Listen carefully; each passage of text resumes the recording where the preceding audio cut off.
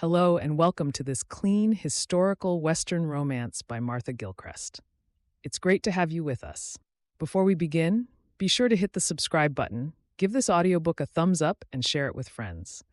Supporting us in this simple way allows us to share more heartwarming romance stories with you for free. Now, get cozy, relax, and escape into adventure and love with a host of new characters. Enjoy. The following book is the copyright of Martha Gillcrest. Winning the Railroad Widow's Heart. Book 1 of the Widows of Willow Brook Trilogy by Martha Gillcrest. Chapter 1. Pittsburgh, Pennsylvania, 1877. Fiona nudged the window open, hoping to catch the hint of breeze blowing through the back streets of Pittsburgh. It had been hot and humid for weeks, and although she had grown up there and should have been used to it, this summer was a struggle. She dabbed the corner of her apron on her forehead, then used it to fan herself before turning back to the range to continue cooking breakfast. Bacon and potatoes sizzled in the frying pan, spitting fat, and she pressed her lips together, trying to quell the sense of queasiness that seemed to appear from nowhere every time she started cooking. "You're too good to me." David's cheery words brought a smile to Fiona's face as he came into the small kitchen. "And it's my favorite breakfast." Her heart lifted in happiness as his arms snaked around her waist from behind, and he leaned around to brush a kiss on her cheek. "When did I get so lucky, being able to call you my wife?" Fiona chuckled and shooed him toward the table, where the coffee pot and his favorite cup were already waiting for him. 8.5 years ago, by my reckoning," she said, pouring the coffee out.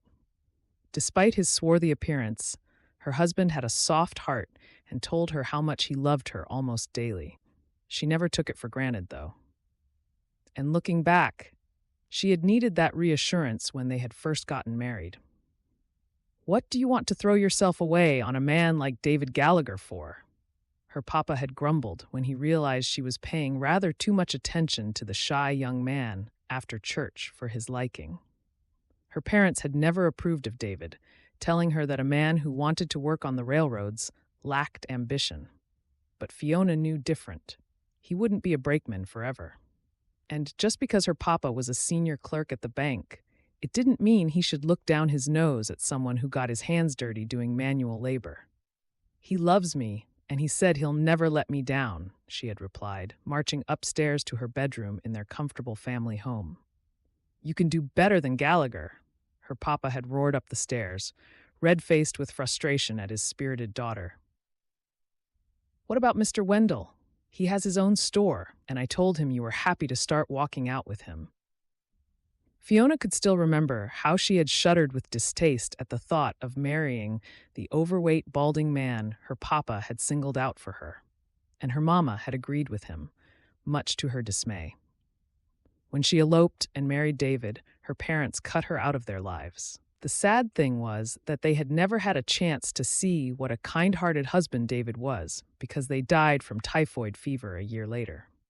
But that wasn't the only sadness she'd had to navigate. She sighed slightly, and her hand unconsciously went to her belly. "Please, Lord, let me not lose this one." Her silent prayer was heartfelt for good reason.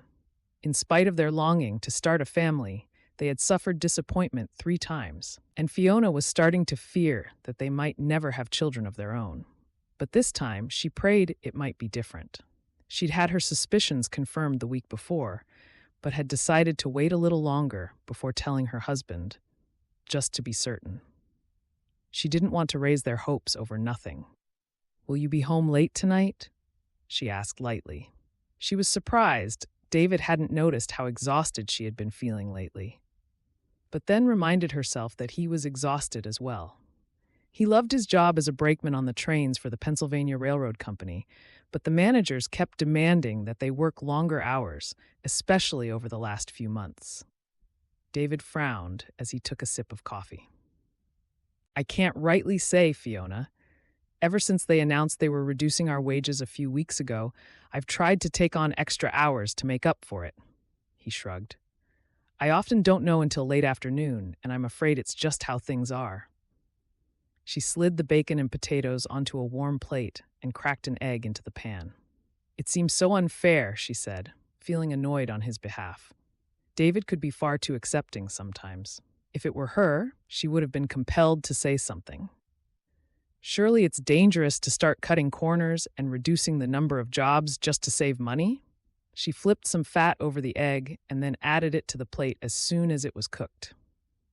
David picked up his knife and fork, glancing toward the clock in the corner of the room as she placed the food in front of him. "There's nothing we can do about it," he muttered, giving her a wry smile. "You ain't even heard the worst of it yet," he continued, scooping a forkful of potato into his mouth. "What else are they thinking of doing?" Fiona felt a twinge of anxiety. Perhaps today would not be the best time to tell David her news.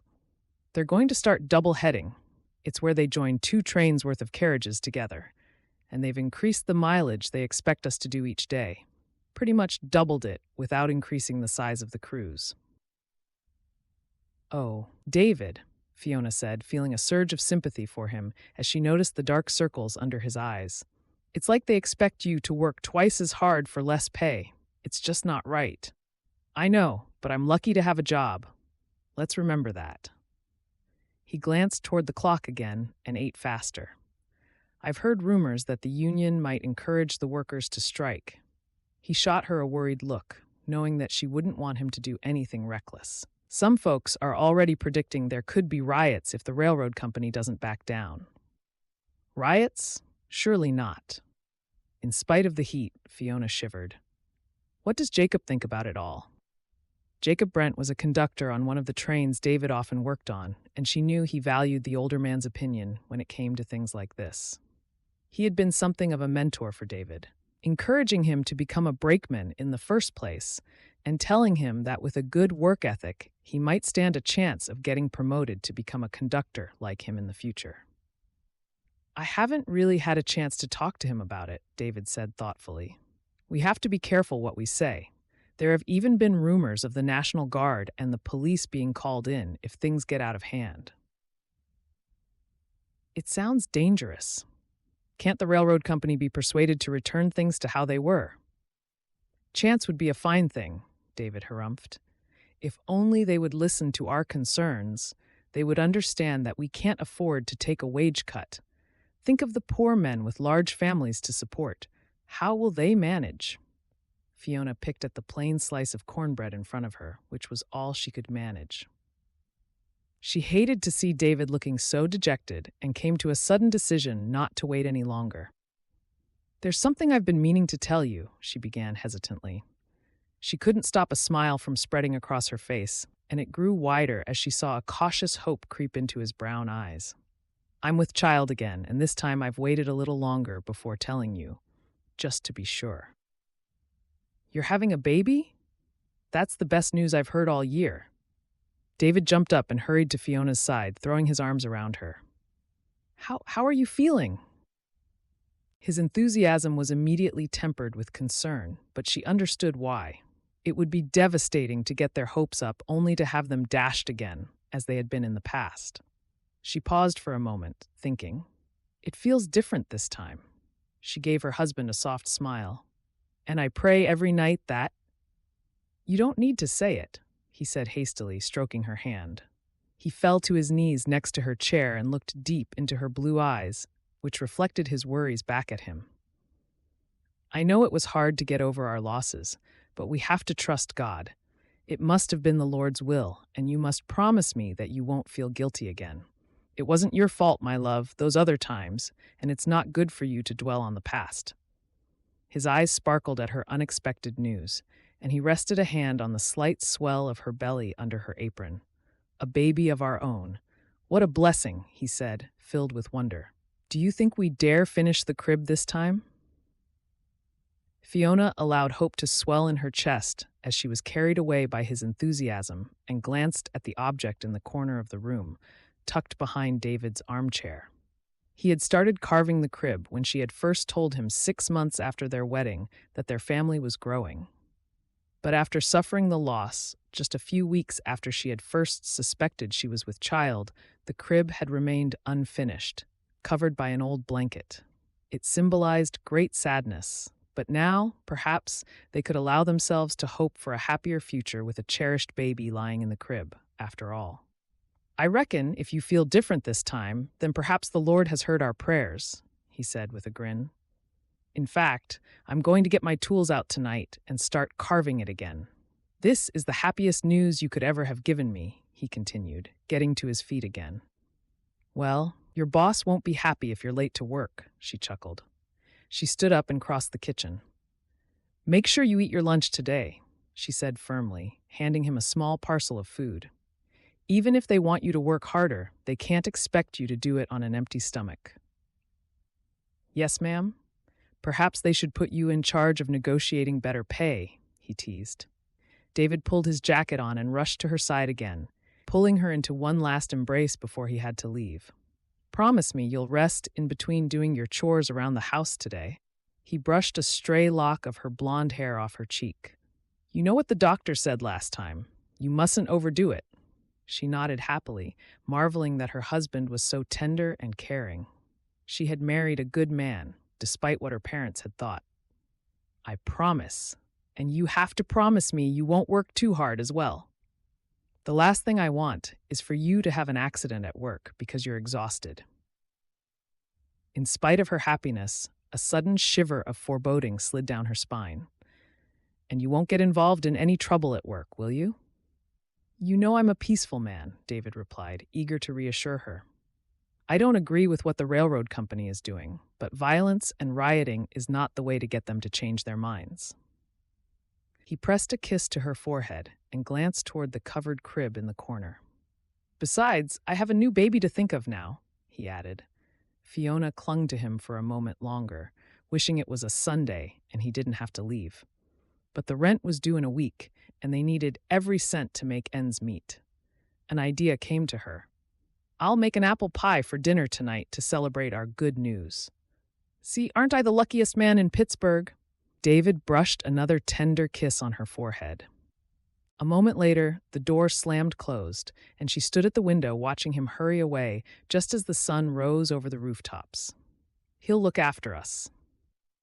Her hands rested over the front of her apron, and she wondered whether they would have a daughter or a son in the new year. Chapter 2. Pittsburgh, Pennsylvania, 1877. By the time David arrived at work, the early morning sun had vanished as oppressive gray clouds rolled in from the east. The air felt thick and forbidding, and he glanced skyward, wondering whether they were due for a storm. His initial elation at Fiona's wonderful news was replaced by an uneasy sense of foreboding when he saw that a crowd of 200 men or more had gathered, and they were milling around the stockyards with ugly expressions. "What's going on?" he murmured to Jacob Brent, who had fallen into step next to him. "This looks more like an angry mob than a group of protesters trying to make their point." "Haven't you heard?" Jacob said, urgently. "Conductor Ryan's crew has refused to take the train out. The whole crew was fired on the spot, and the mayor was notified. They're going to try to disperse the crowd. It's looking like an all-out strike is inevitable." David's heart sank. He desperately wanted to be paid more, and the thought of Fiona's worried expression that morning left him feeling torn. He couldn't risk getting sucked into a protest that already looked like it was getting out of hand. "What do you think we should do?" he asked Jacob quietly. His friend was a few years older than him and had worked for the railroad company for longer. He would have a better idea of how to walk the narrow line between trying to get workers' rights improved without them losing their jobs. Jacob scratched his head, looking perplexed. "For once in my life, I'm not sure what to do, David. That's the truth of it. We've never had anything like this happen before." "I can't afford to lose my job," David groaned under his breath. He shot Jacob a sudden smile. "Fiona is expecting a baby. This time, she said it feels different. I can't let her down." Jacob stopped walking abruptly and held out his hand to congratulate David. "Let's just try and stay on the edge of things," he suggested, grabbing David's arm. "It's not right what the managers are trying to do to us, and from what I've heard, many of the police and local militia are on our side. They won't take any action against us." "Are you sure?" David couldn't keep the surprise from his voice. "I guess they've suffered at the hands of their bosses as well, so they must be sympathetic to our plight." "Uh-huh," Jacob said, regarding the angry mob through narrowed eyes. "My neighbor works for the local militia, as you know, and the city's force has been cut in half. They are short of troops, so I'm sure it won't amount to much." The next hours unfolded like some sort of nightmare that David could not escape from. Workers from every corner of the city and beyond marched through the streets to join the striking railroad workers. All he could think was that it had to be over 1,000 men. Fiona won't believe it when I tell her. With each new surge of arrivals, the mood was turning angrier. He saw strikers attempting to wrestle rifles from the soldiers, and there was bitter laughter when Sheriff Fife attempted to read the riot act and instructed his troops to disperse the crowd. Before long, a new noise started to filter through the roaring shouts. It was the sound of smashing glass and cracking wood as doors were ripped from their hinges. Shadowy figures were looting everything they could get their hands on from shops and freight cars, their faces covered by neckerchiefs pulled up to evade detection. Drunken men wrenched whiskey barrels open, gulping the liquor down with whoops of abandon, and as word spread, the ranks of the rioters multiplied as ever more men came out in support. Fires were set, and David felt as though he had entered the jaws of hell as flames licked high into the sky, devouring train carriages and locomotives. Then gunshots were fired. The Philadelphia Guard soldiers have arrived. A shout went up, and throngs of men surged forward, carrying David with them. "They're retreating to the roundhouse at the train depot," another man nearby hollered. "We need to push them back, get them before they get us." David looked around wildly, wondering how everything had gotten out of control so quickly. The smoke burned his eyes and made it difficult to breathe. What's happening to us?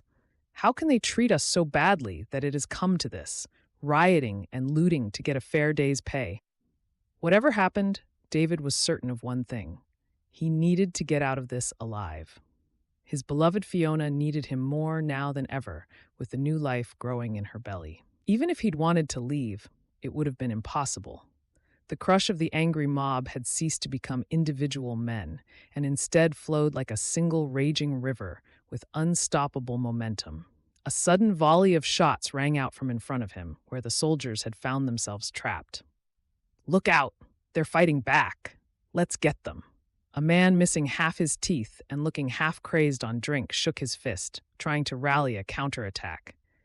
And a cheer went up in agreement. A new sound pierced David's consciousness. It was a high-pitched scream, the sound of someone in agony, and he saw a man crumple to the floor on his left. "Jacob!" David elbowed his way through the crowd, determined to reach his friend. He knelt down, oblivious to the trampling hobnail boots, kicking his back as confusion and fear swept through the crowd. The men at the front were trying to run away, but the ones at the back were still intent on pressing forward, brandishing pistols and muskets which had been looted from the armory. "Hold on," he cried. "If I can just pick you up, I'll try and drag you out of harm's way." "It's no good," Jacob gasped.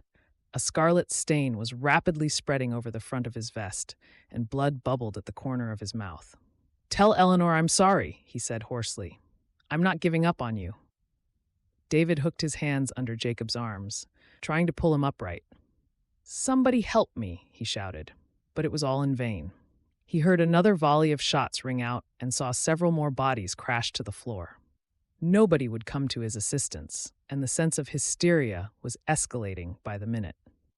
He bent over again and tried to wrestle Jacob high enough to get his shoulder underneath him so he would be able to lift him clear of the trampling feet. Suddenly, the crowd parted, and he felt a momentary sense of relief. "I've got you. Don't worry." He looked up, wondering where to take Jacob, and had a clear view of the roundhouse. His blood froze as he saw the glinting barrels of rifle muskets poking through the windows. "Surely they'll see I'm just trying to rescue Jacob?" The next shot whistled past his ear, catching him off guard. "This can't be happening.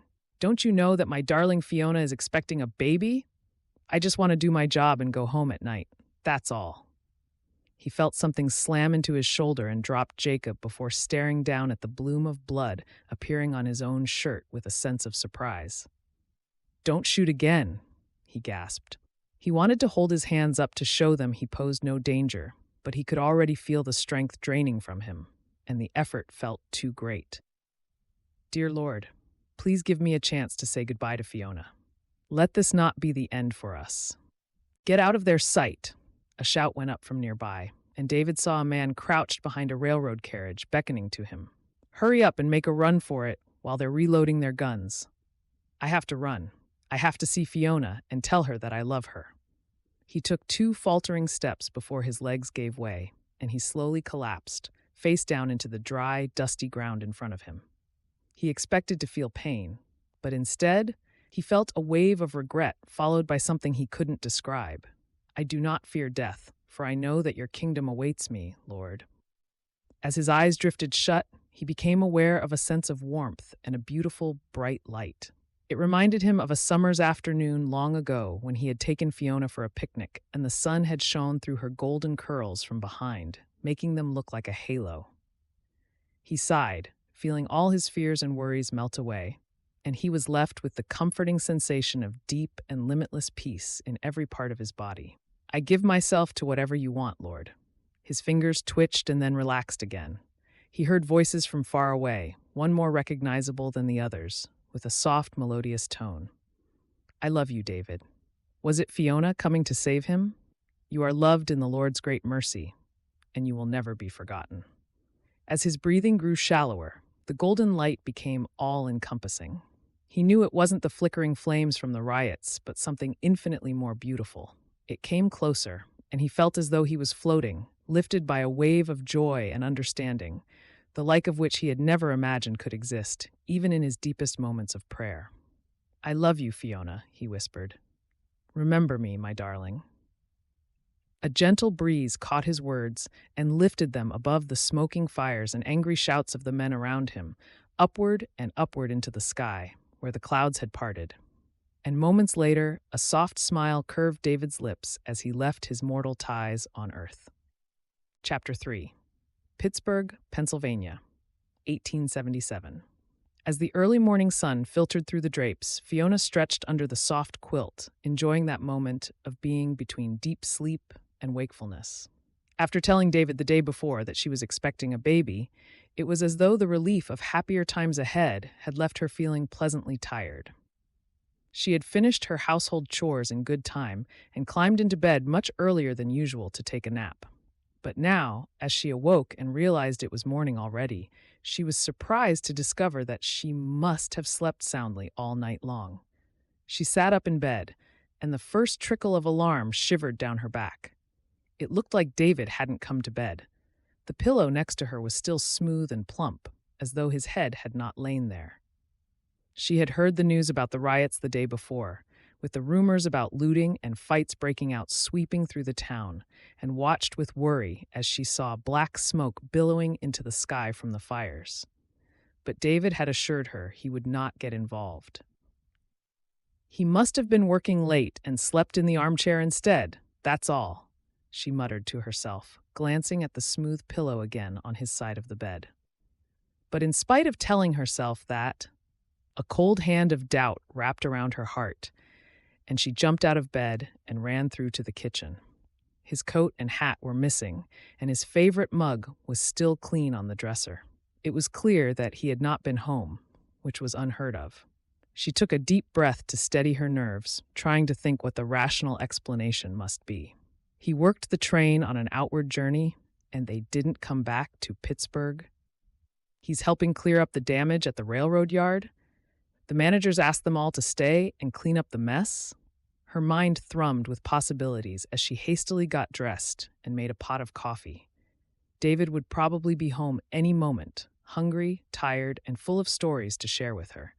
There was nothing to worry about, she told herself again. Just as she was pinning her hair up, a heavy knock at the door made her jump, and she ran to open it. "Mrs. Gallagher?" The gentleman standing in front of her was wearing a dusty gray suit, and his eyes were bloodshot as though he had been working all night. He took his hat off and turned it in his hands as she nodded. "I'm Fiona Gallagher, yes. Do you work for the railroad company? It's just that David didn't come home last night. He must be helping clear up from the riots, but I'd like to know for sure." She knew she was gabbling, but it was hard to stop. "I'm Dr. Page," the man continued. He dragged the back of his hand across his forehead wearily. "May I come inside? I have some news, and it's best not discussed on the doorstep." Fiona felt her heart starting to race as she ushered the doctor into their small kitchen. Is he hurt? The words felt thick in her mouth, and her hands went to her belly protectively. She saw that the doctor had noticed the movement, and his eyes softened. The rioting was terrible, Mrs. Gallagher, and unfortunately, shots were fired by the soldiers who were brought in to regain control. He shook his head in disbelief. It was madness. Some of the rioters had guns as well, and I've never seen violence erupt like that before. What are you trying to tell me? A cold sweat prickled Fiona's skin, and she started to tremble. I'm afraid your husband was killed in the crossfire, Mrs. Gallagher. He was trying to help another man who had also been injured. I'm sorry to say that they both died. There was nothing I could do to help them. She felt the floor tilt beneath her feet and grabbed hold of the table. Dead? You must be mistaken, she croaked. Her legs started to buckle, and the doctor hurried to her side to help her into one of the stick chairs. Not David, not my darling husband, she groaned. How will I manage without him? She looked up into the doctor's kind face for answers. I'm sorry. If it's any consolation, he wasn't one of the men inciting violence. She shivered and shook her head, wishing she hadn't let the doctor come in. Wishing she could turn the clock back and that none of this had happened. He was a peaceful, God-fearing man. He worked so hard, and that cursed railroad took his life. It's not fair. Dr. Page pressed a glass of water into her hands, nodding for her to take a sip. You must try not to become too distressed, Mrs. Gallagher. He glanced toward her waistline. If you are in the family way, you have to think of your own health for the sake of the baby. I know it will be hard, but you have to stay strong if you can. Poor David will never meet our child. Fiona held a handkerchief to her eyes and rocked slightly in the chair as grief tore through her like a passing storm, leaving her feeling shattered and dazed when the tears eventually subsided. She stared around the room. Everything looked exactly the same as a normal morning, except nothing would ever be the same again. David's favorite mug would remain unused on the dresser. His chair would be empty every evening. I'm a widow. How can that possibly be? The realization hit her like being doused with icy water. I have to go now, the doctor said hesitantly, patting her hand. There are other families I have to break bad news to.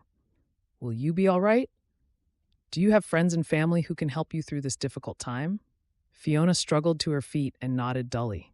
For a second, she felt a wave of bitterness rise up inside her. But no sooner had it threatened to engulf her than she pushed it aside. She could not change what happened, and she had to find a way to hold on to her sanity for the sake of her baby. Thank you for coming to tell me, she said quietly. I'm sure it can't be easy for you, and I appreciate your kindness in staying with me for a little while. She dried her tears and gave him a tremulous smile. I'll be all right. David was a wonderful man, and I must be grateful for the time that we had together. After the doctor had left, Fiona returned to the kitchen and absent-mindedly went through the motions of preparing breakfast for herself. A cup of coffee and a slice of cornbread. The first mouthful of food felt like eating sawdust, and she pushed the plate away. Tears pooled in her eyes again, and she buried her head in her hands, allowing herself to weep for everything she had lost. Later that day, Fiona squared her shoulders and pulled her bonnet forward slightly to shade her eyes from the bright afternoon sun. The street was still scattered with debris from the previous day's riots, and she picked her way through it. This was no time to let something so inconsequential put her off. You shouldn't be about these parts, ma'am, a soldier in uniform said to her, giving her a strange look. Didn't you hear about what happened here these last few days? It ain't safe for women to be on the streets. Not the way those animals behaved yesterday. Fiona glared at him. One of those animals, as you so disgracefully put it, was my husband. He died in the crossfire. A kind-hearted man who never had a harsh word for anybody. I need to speak to the managers of the railroad company, so I'll thank you for minding your own business. She trembled slightly at the forcefulness of her reply, but then gritted her teeth again. She had to stand up for herself. Otherwise, who else would? The soldier shrugged and jerked his head toward the imposing-looking building at the end of the street. You're not the only one seeking answers, he muttered. He tipped his hat, looking apologetic. I'm sorry for your loss, ma'am. Perhaps I spoke out of turn." When Fiona entered the stuffy office, she almost lost her nerve. A group of women was already queuing ahead of her, and the place was dreary and dark, and shards of glass crunched under her boots, which had been missed in the clear-up. An acrid pall of smoke still hung in the air from the fires that had swept across the city, and she was tempted to turn around and run away. But she needed answers, and money. Running away was a luxury she couldn't afford.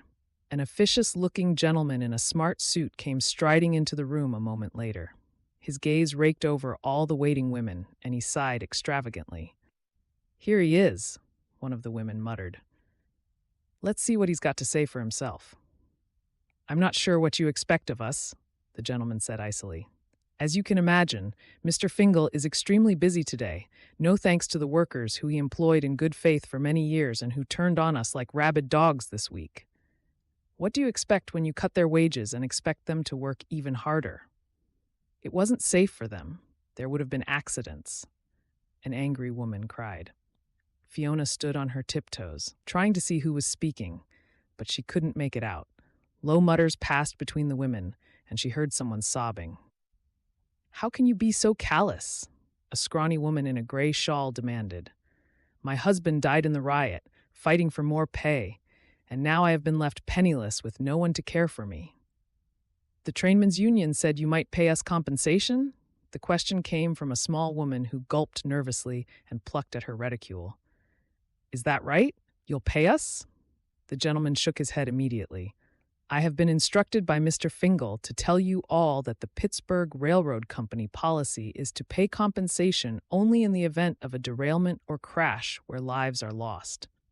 His eyes were cold and unforgiving, and Fiona shivered in spite of the heat. "Why isn't Mr. Fingal here to tell us that himself?" a dark-haired woman demanded. She glanced around and caught Fiona's eye. "We should hear from the man at the top, don't you think, ladies? Or is he too cowardly to come and face us poor women who have been left widowed by the railroad company's penny-pinching ways?" This time, the gentleman had the grace to look slightly embarrassed, and Fiona found herself almost feeling sorry for him. "I guess I could go and see if Mr. Fingal is prepared to meet with you," he mumbled. "We've never experienced anything like this before, so you'll have to bear with us." "But I don't understand why we wouldn't deserve some compensation," the timid-looking woman pleaded. "I've got 4 children at home, sir, and another one on the way. We'll all end up in the workhouse if Mr. Fingal doesn't take pity on us. I need your help. I need money. Mr. Fingal can afford to pay us, I'm sure." Her voice rose with a note of hysteria in it, and several of the women near her started clapping. "Mr. Fingal will save us from the workhouse." "Now, hold on a minute," the gentleman replied hastily, holding up his hands. "I didn't say you would receive any money. I just said I would find out whether Mr. Fingal would be prepared to speak with you." With that, he turned on his heel and hurried away, slamming the office door firmly behind him. Fiona sighed and rubbed the small of her back.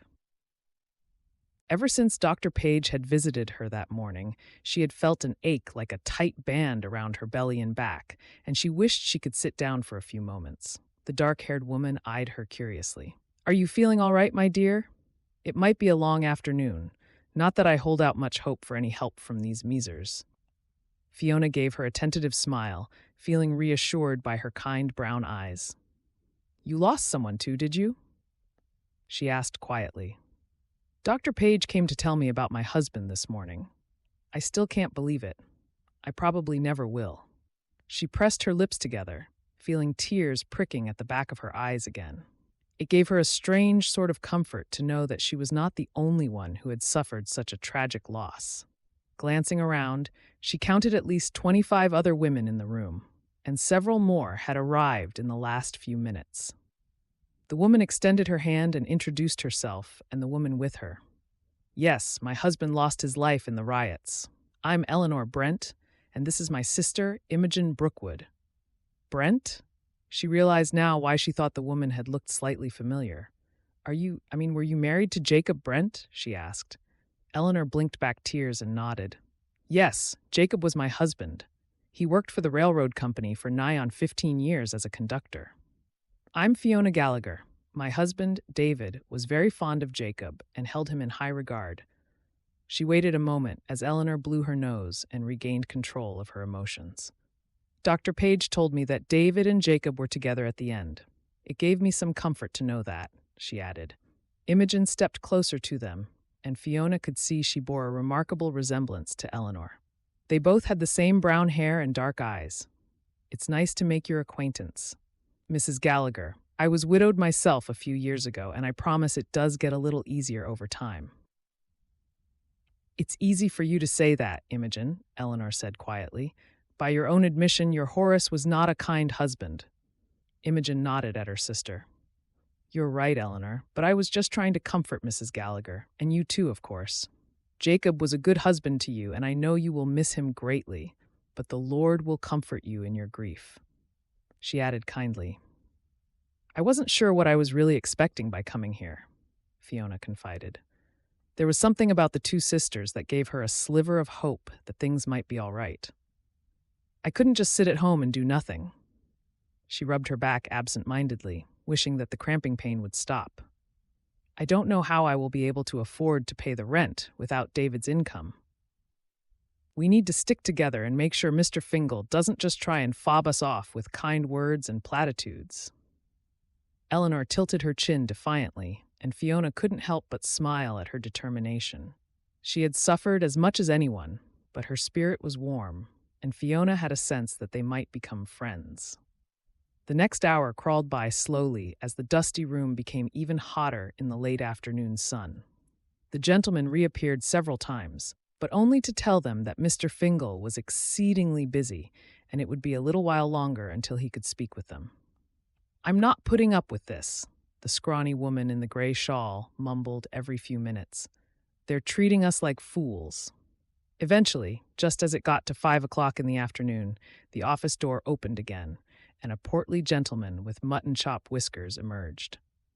I am Mr. Fingal, manager of this department of the Pittsburgh Railroad Company, he announced.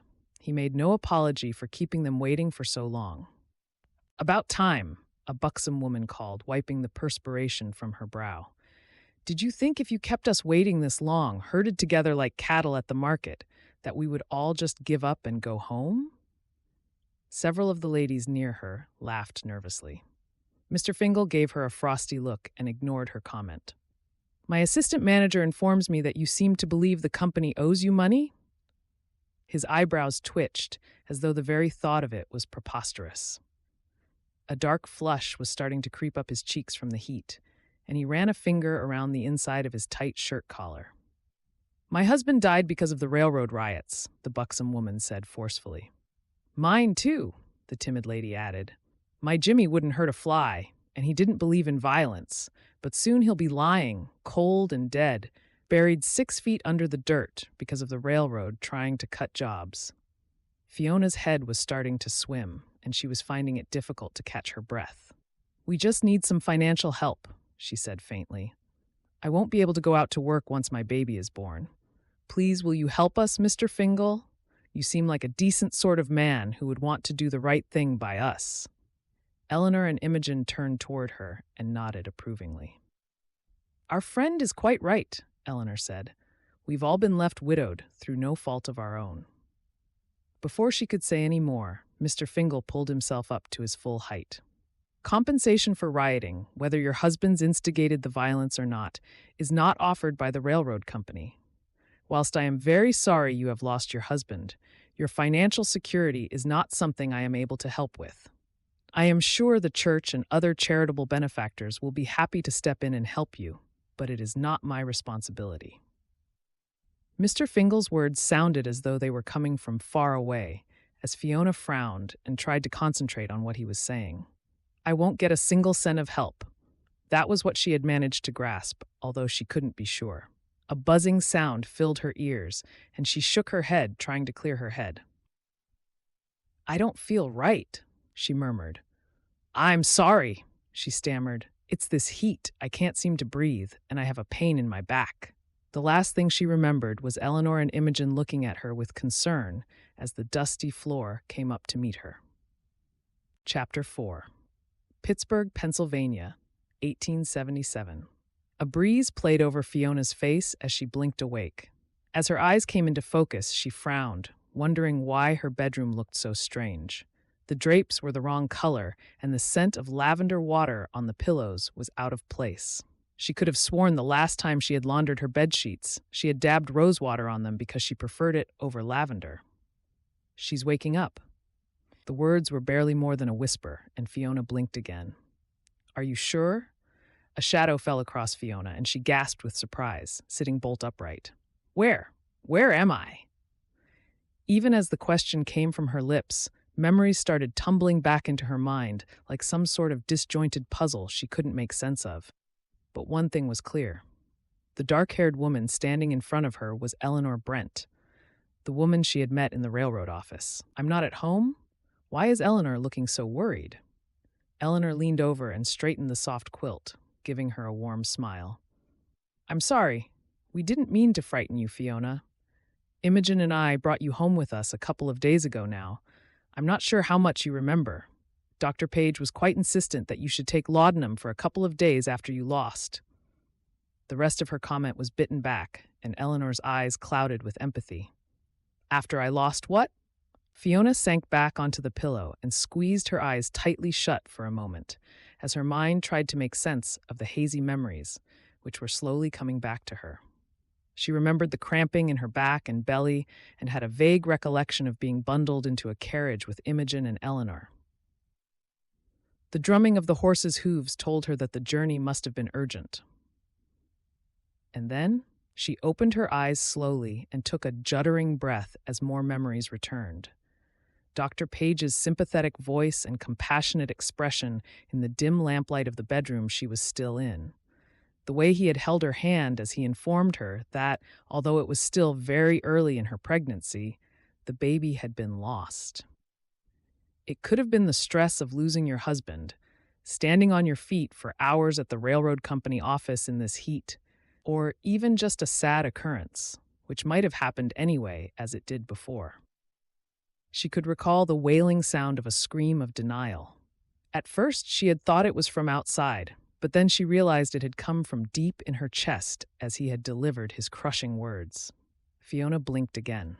It felt as though that had happened in the past, and now there was nothing more to remember. "Has it come back to you?" Eleanor asked softly. The edge of the bed dipped as she sat down. "I have nothing left of David," Fiona said sharply, turning her head to one side on the pillow. "He was so excited about us having a child, but I have failed him again." Imogen shook her head and took Fiona's hand in her own. "That's not true. I'm sure it will be hard to think about what happened, but after you took the laudanum and fell asleep, Dr. Page told us that we must make sure that you understand this is not your fault. You have not failed your husband. It is just a tragic turn of events." "How long have I been here?" Fiona asked, struggling to sit up again. Everything still felt disjointed. "I've been asleep for 2 days. Is that right?" This time, she looked around the room more closely, noticing the elegant dark wood furniture and china ornaments on the dressing table in the corner. "Everything is hazy. I can't really remember much." "Yes, you've been resting for a few days." "It's probably for the best that you can't remember everything, my dear," Imogen said. "You must take as long as you need to recuperate," Eleanor urged her. "You've been through a lot, and when we went to your house to fetch some of your belongings, your landlord was most unsympathetic." "You met Mr. Dungannon?" Fiona felt a sense of dread in her chest. "He's been threatening to put the rent up for months. I wouldn't put it past him to do it immediately, knowing that I won't be able to afford to pay it now that I've lost David. He has a particular aversion to widows and single ladies staying in his properties. I think he sees us as a bit of a liability." "He sounds dreadful," Imogen said, pursing her lips disapprovingly. A thoughtful look came over Eleanor's face. "I don't want to burden you with making such decisions so soon, but I would be very happy for you to stay here with me," she said after a moment's hesitation. "Now that we've both been widowed, paying the rent is a struggle, but if we pool our resources, I expect we will be able to get by." Fiona wasn't sure what to say. The kind invitation was so unexpected. "Do you have space for me?" she asked tentatively. The bedroom she was in was charming, and she had assumed it might belong to one of the sisters. But it would mean leaving all my memories of David and our cozy little home behind. The thought of turning her back on everything she associated with David was hard to contemplate, but she didn't really have many options. Money would be tight, and it might take her a little while to find a job. No doubt, Mr. Dungannon already had a better family, with a husband on a steady income lined up to take her place as soon as was reasonably decent, she thought ruefully. Yes, there are 4 bedrooms. Jacob was fortunate to be quite well paid as a conductor. Isaac and Lily are still young enough to share, and Imogen has her own room. Fiona felt a pang of guilt. In all the disarray of the riots and the pain of losing the baby, she had overlooked the fact that Eleanor had lost her husband as well. She wore her grief lightly, although she had dark circles under her eyes. "I'm sorry, I didn't realize you had children. It's a lucky coincidence that I came to stay for a few weeks," Imogen said, giving her sister's hand an affectionate squeeze. "The twins are only 4, so they don't really understand what's happened to their pa, but it means I can help Eleanor while I wait and see if anything comes of my correspondence with Mr. Ackhurst." "Imogen has made the bold decision to become a mail-order bride," Eleanor explained. Her voice held equal parts of admiration and concern. "It's early days yet," Imogen said airily. "I intend to be very choosy and careful. I'm not going to rush into anything, as I did with my late husband Horace." She grimaced slightly. And Fiona remembered the comment in the railroad office about how her first husband had not been kind. "Anyway, enough about your romance, Imogen. We must leave Fiona to rest, and together, I'm sure we shall slowly put our grief behind us with the Lord's merciful help." Fiona felt her eyelids getting heavy again, but for the first time since hearing of David's death, she felt a tiny flicker of hope that her future would not be as bleak as she thought it might be, now that she had 2 new friends in Eleanor and Imogen. David had always told her that when it seemed as though one door was closing, the Lord would open another one if she had the courage to see it. She smiled as she remembered his dear face and drifted off to sleep again. Summer passed, and the fall arrived early in Pittsburgh, and a brisk wind rattled the windows of Eleanor's parlor as Fiona stoked the fire. It was hard to believe so many weeks had passed since the riots, but Fiona had to admit to herself that sharing a home with Eleanor and Imogen had definitely helped ease her grief. "A cup of tea and a slice of cherry cake is what we all need for a chilly afternoon like this one," Imogen declared. She bustled into the parlor carrying a tray, which she put on the occasional table between the armchairs. Eleanor looked up from the dress she was mending. "Have you heard back from Mr. Ackhurst?" she asked her sister. Imogen's cheerful demeanor faltered, and she shook her head. "No, I haven't. I really can't understand it. He wrote to me so regularly, and then his letters gradually got further and further apart." Her mouth twisted in a rueful smile. "I even went to the post office the other day to check that the postmaster hadn't mislaid any letters. He assured me he would never do such a thing." Fiona shot Imogen a sympathetic look. Although she tried hard to stay cheerful, she knew that Imogen was hurt by Carl Ackhurst's seeming change of heart. "Perhaps he's just busy with work," she suggested gently. "I'm sure there will be a perfectly logical explanation. He didn't seem the sort of gentleman to treat a woman carelessly." "Who knows?" Imogen sounded wistful as she peered through the window at the gloomy weather. Fiona laid out the 3 cups and poured the tea. She had been feeling restless these last few weeks, and after taking a sip from her cup, she wandered over to the small bookshelf in the corner of the room. Perhaps a good book to get lost in would help take her mind off things. As she stood looking at the titles, her gaze turned to the paintings above the bookcase.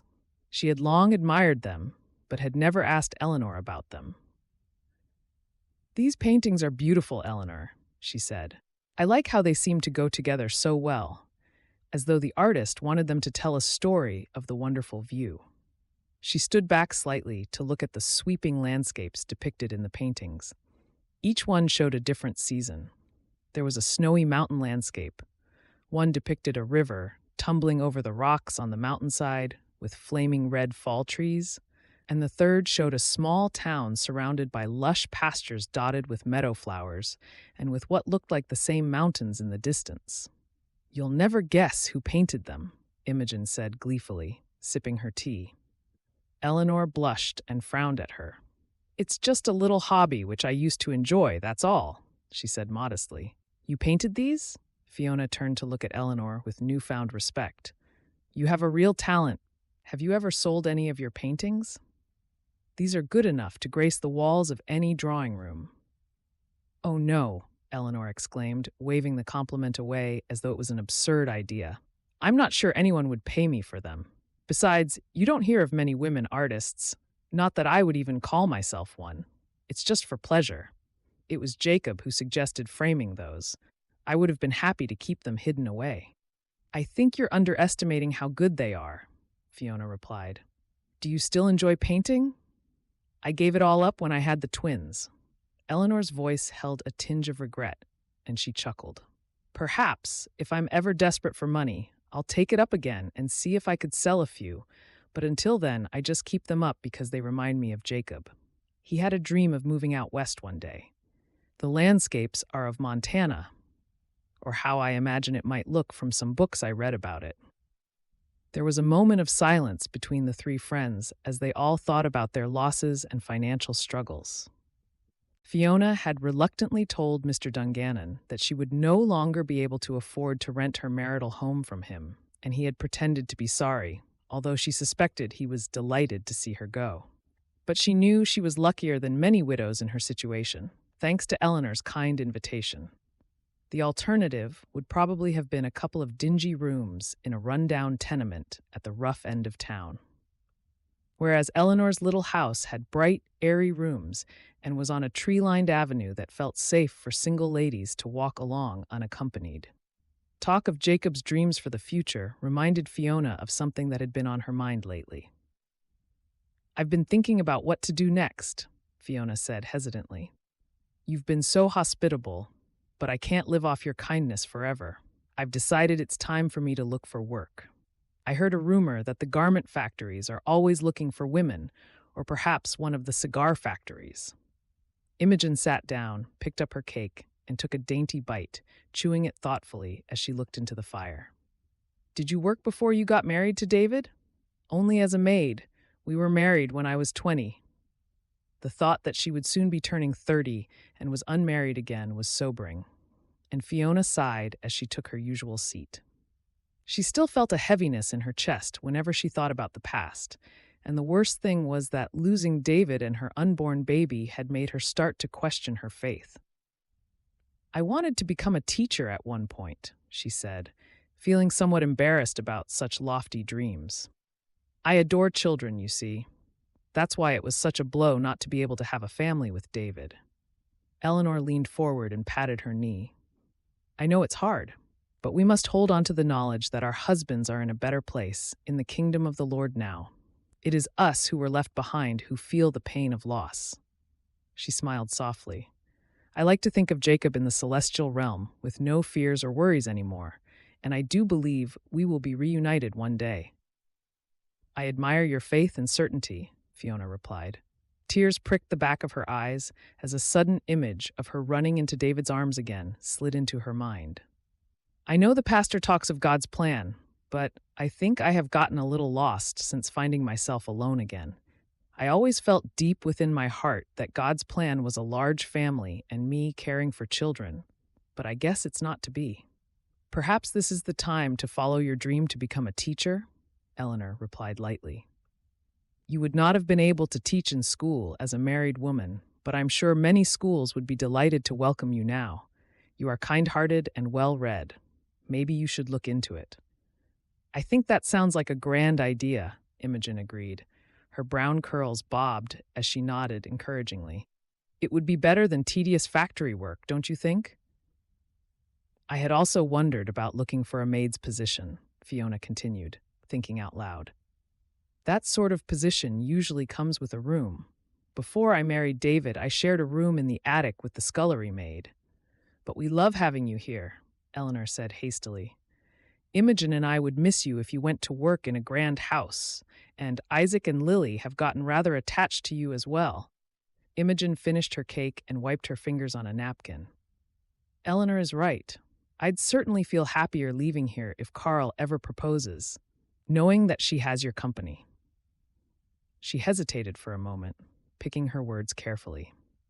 Although it may sound callous to say it in such a way, perhaps becoming a teacher could be a way of something good coming from the tragedy you have suffered.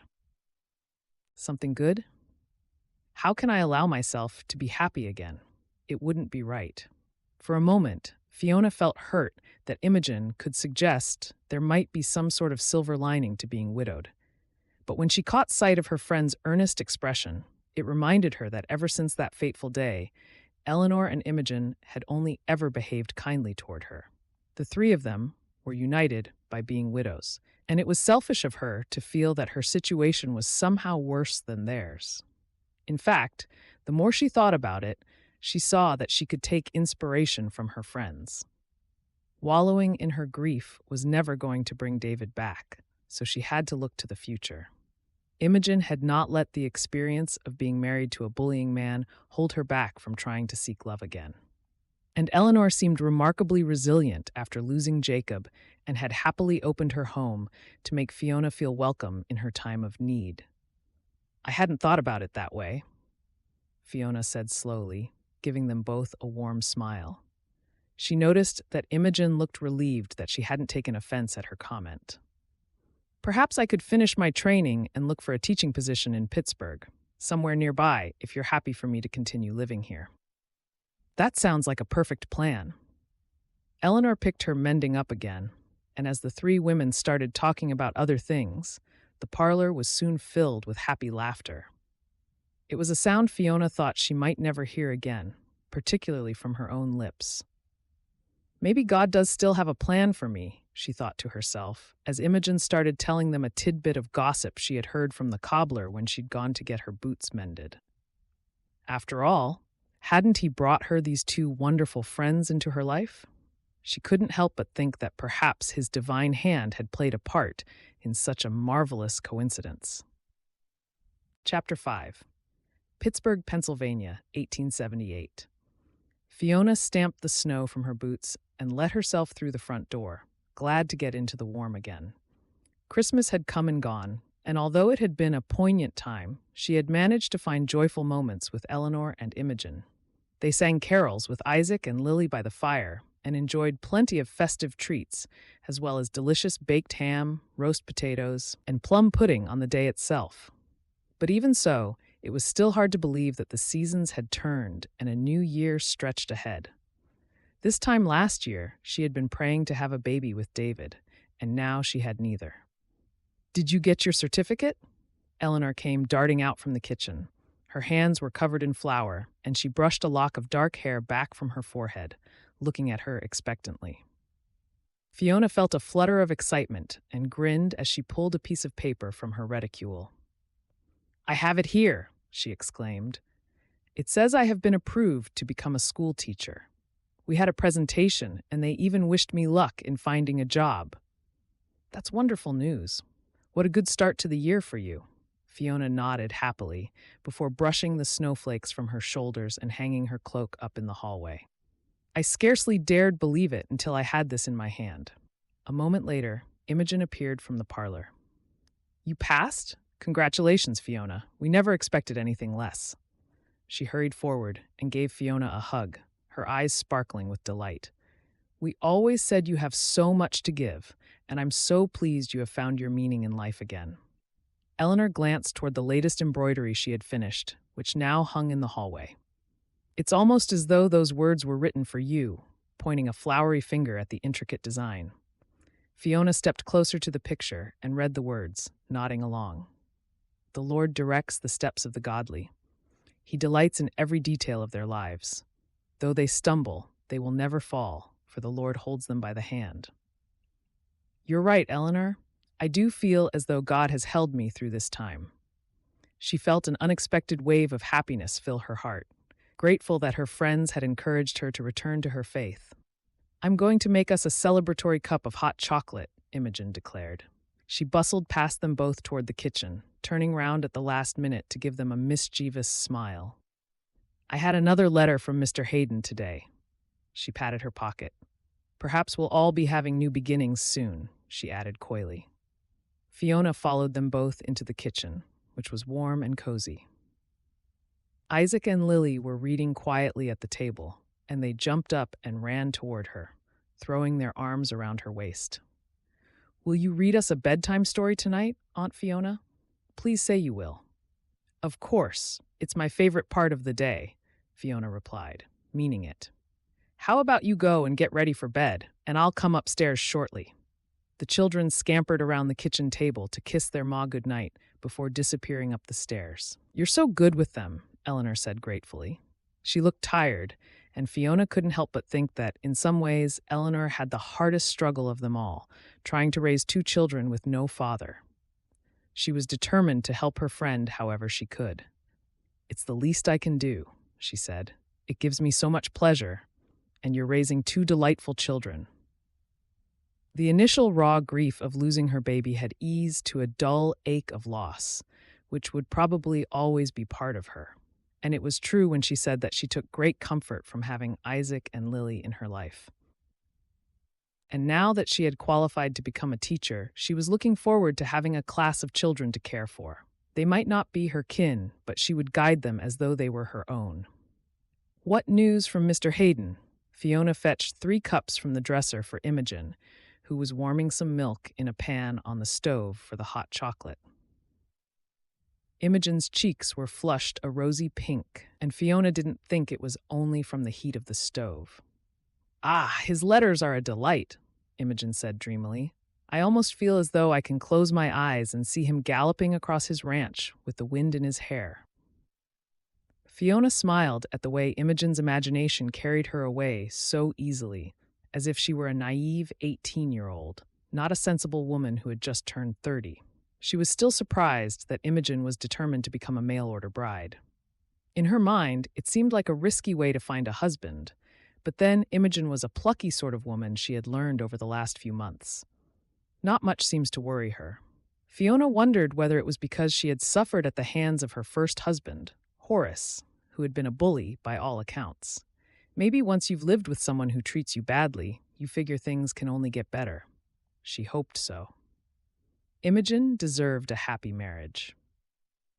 "Don't you think it's strange that you never heard back from Mr. Ackhurst?" Eleanor said. She leaned over her bowl of dough and kneaded it rhythmically in preparation for making bread for the following day. "He sounded wonderful in those first letters he wrote to you last summer. I know you've moved on, but there must be a tiny part of you that is still curious to know why his letters suddenly stopped." Imogen shrugged, although a shadow briefly crossed her face. "I suppose that's one of the perils of corresponding with a man who lives so far away. Anything could have happened. Perhaps Carl met someone else in Cottonwood Creek, or perhaps he had an accident. I guess I'll never know." Fiona and Eleanor exchanged a quick glance, and Fiona could tell that Eleanor was still a little worried about her sister courting this way. But there was no deterring Imogen once she got an idea in her mind. To give her credit, she had written 4 more letters to Mr. Ackhurst before giving up when she heard nothing back. "I had thought you might walk out with a nice gentleman from church and settle down here in Pittsburgh," Eleanor persisted. "Mr. Wren did seem rather taken with you." "Mr. Wren?" Imogen rolled her eyes. "You might have thought he seemed taken with me, but I didn't get that impression," she scoffed, chuckling. "He just wanted to find a housekeeper, and I already made that mistake with Horace." She clasped her hands to her chest with another dreamy smile. "This time, I'm marrying for love and nothing less. But how can you be sure about Mr. Hayden if you've never met him?" Eleanor seemed genuinely puzzled. She had met Jacob through church and was wary about how the matrimonial agencies operated. It was exactly what Fiona had been thinking, but would not have been bold enough to say.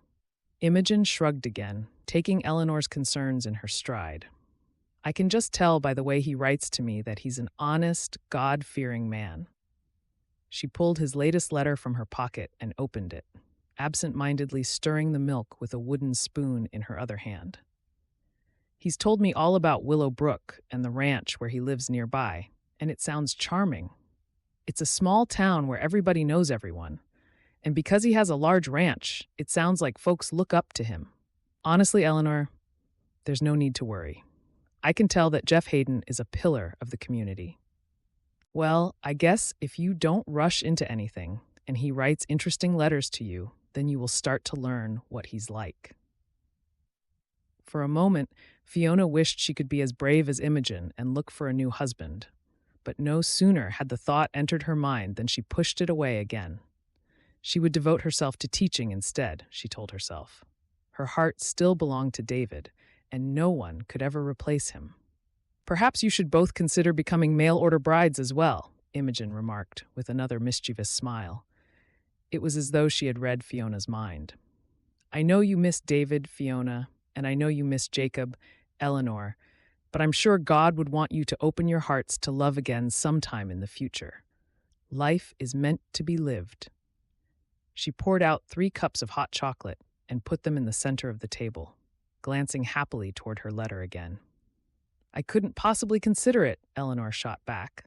I have Isaac and Lily to think of, and they still miss their pa. It wouldn't be right.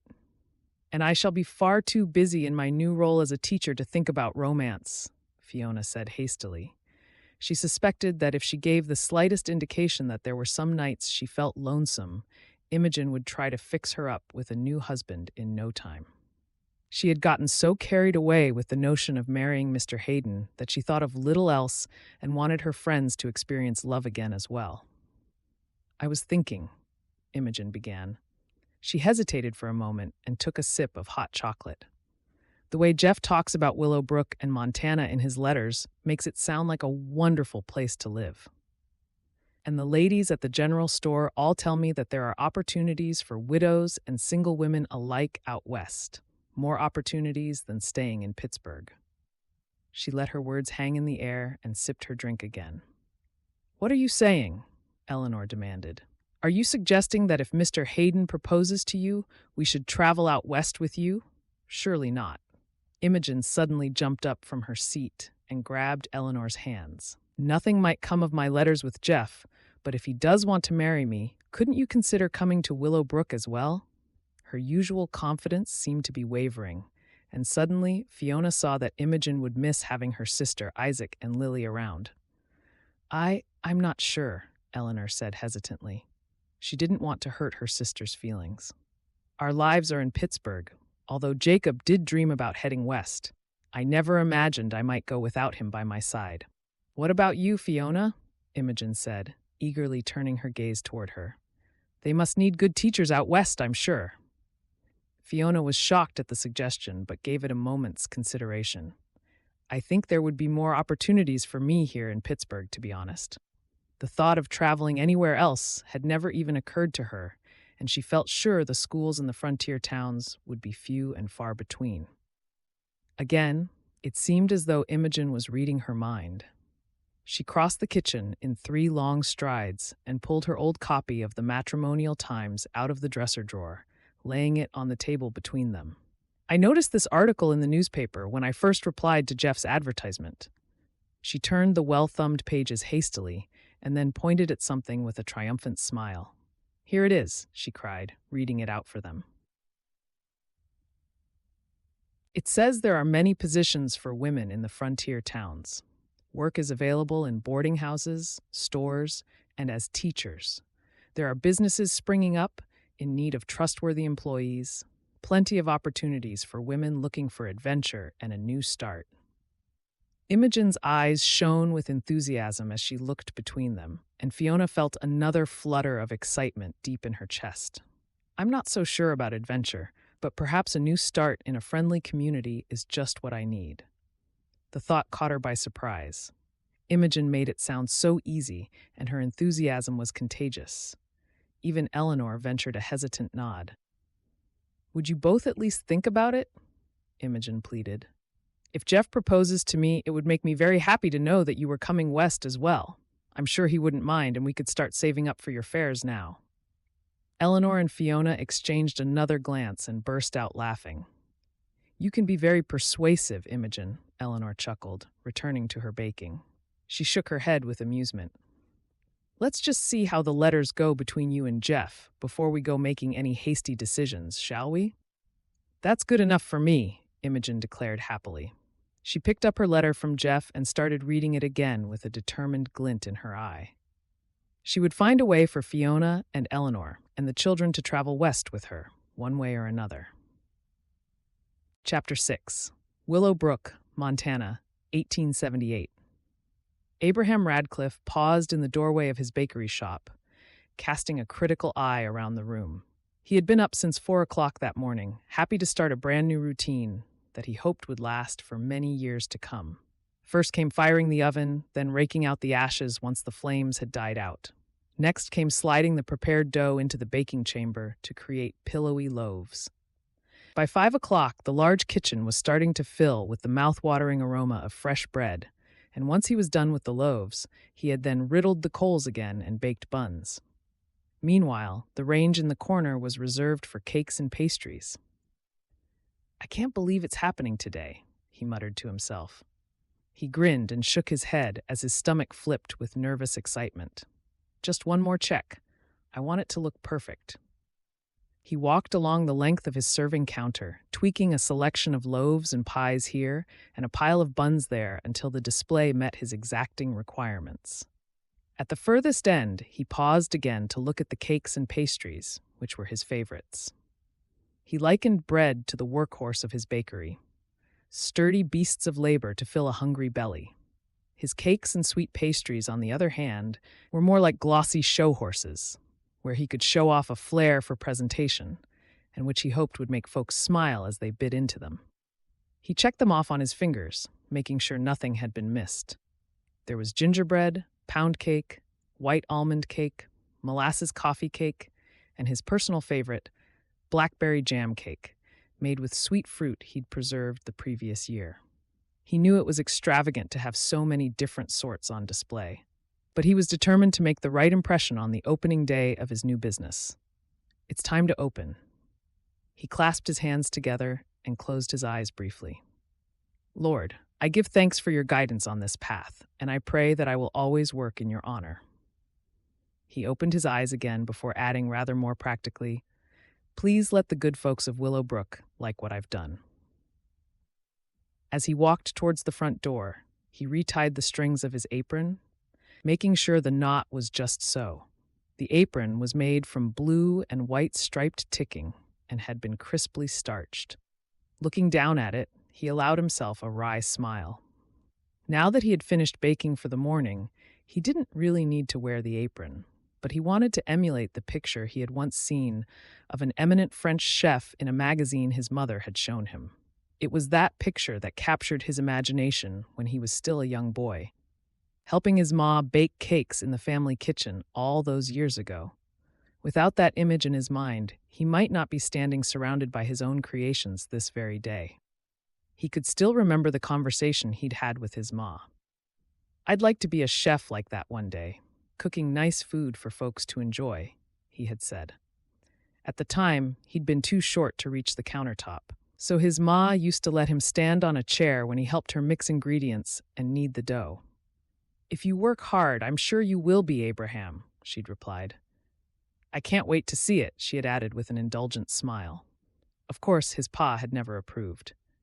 Baking is no job for a man, he had grumbled in his usual overbearing manner once he'd gotten wind of Abraham's plan. He had given his wife a caustic look. You'll ruin the boy, allowing ridiculous ideas like that to take root in his mind. I won't allow it. He should do something better, like working in the bank or plowing the land. Baking isn't something I can be proud of. I wish you could see me now, Ma. A pang of regret shot through Abraham's heart as he unlocked the door and turned the wooden sign in the window around so that folks would know he was open for business. He liked to think she would have been happy to see what he had achieved. He also knew that his pa would have shaken his head in disgust and stomped away to his study to wonder why he'd been given such a disappointing son. Abraham had long ago accepted that he had never lived up to his pa's expectations, even though he had spent the last 18 years working as a clerk for an accountant. He'd hoped the job might meet with approval, but nothing was good enough for Calvin Radcliffe. Why not be an accountant instead of a lowly clerk? And, for goodness sake, must you always slink away to the kitchen to bake cakes with your mother every evening? What's wrong with going to the saloon like a man of your age should? No, Abraham soon realized that not only had he disappointed his pa by continuing to bake in the privacy of their own home, but he had also let him down by failing to marry and provide grandchildren to carry on the family name. Abraham sighed, but then brightened. Today was not the time to get dragged back into memories he'd rather forget. I owe all of this to you, Ma, Abraham said to the empty shop, taking one last glance toward the bountiful display of bread and cakes. Remembering her gentle encouragement sent him tumbling back into his memories again. He really did owe everything to her, because when his pa had passed away the previous year, followed by his ma a few weeks later, he discovered she had left him a modest inheritance. Without a moment's hesitation, he decided to use the money to finally follow his dream. Mr. Jones, the accountant, had been shocked when he handed in his notice one bright summer's morning. "You're leaving? Are you sure?" The old man had scratched his head, looking perplexed, as Abraham blurted out the small speech he'd been rehearsing for days, thanking him for his kind employment, but saying he would finish once he had worked out his month's notice. "But you're a clerk, Mr. Radcliffe. What on earth will you do, if not this?" "I'm heading somewhere new, and I'm going to open a bakery." Abraham had shocked himself at the firmness of his reply, even though it felt like he was quaking inside. "There's a chance for me to buy a place on the main street in Willow Brook. I know it's only a small town, but it won't stay small for long, not with so many folks heading west." "A bakery, you say? And do you think you can make a success of it?" Mr. Jones did not bother to hide the incredulity in his voice as he regarded his mild-mannered clerk on the other side of his desk. "I sure do, Mr. Jones. I learned everything I know about baking from my ma, and I know she would have wanted me to give it a go. What have you got to lose?" she would have said if she were still here. "Well, I guess you know your own mind," Mr. Jones had conceded reluctantly, although it's an unusual route to take. He had leaned back in his chair and folded his arms.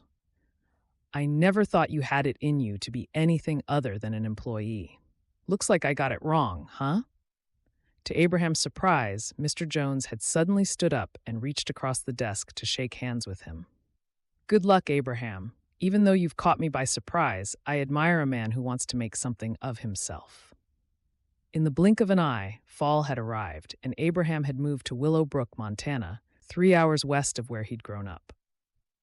Keeping a careful eye on every cent, he had done his best to spruce up the log cabin, which sat behind the store on a modest plot of land, and then he'd turned his attention to fitting out the bakery kitchen and shop to his liking.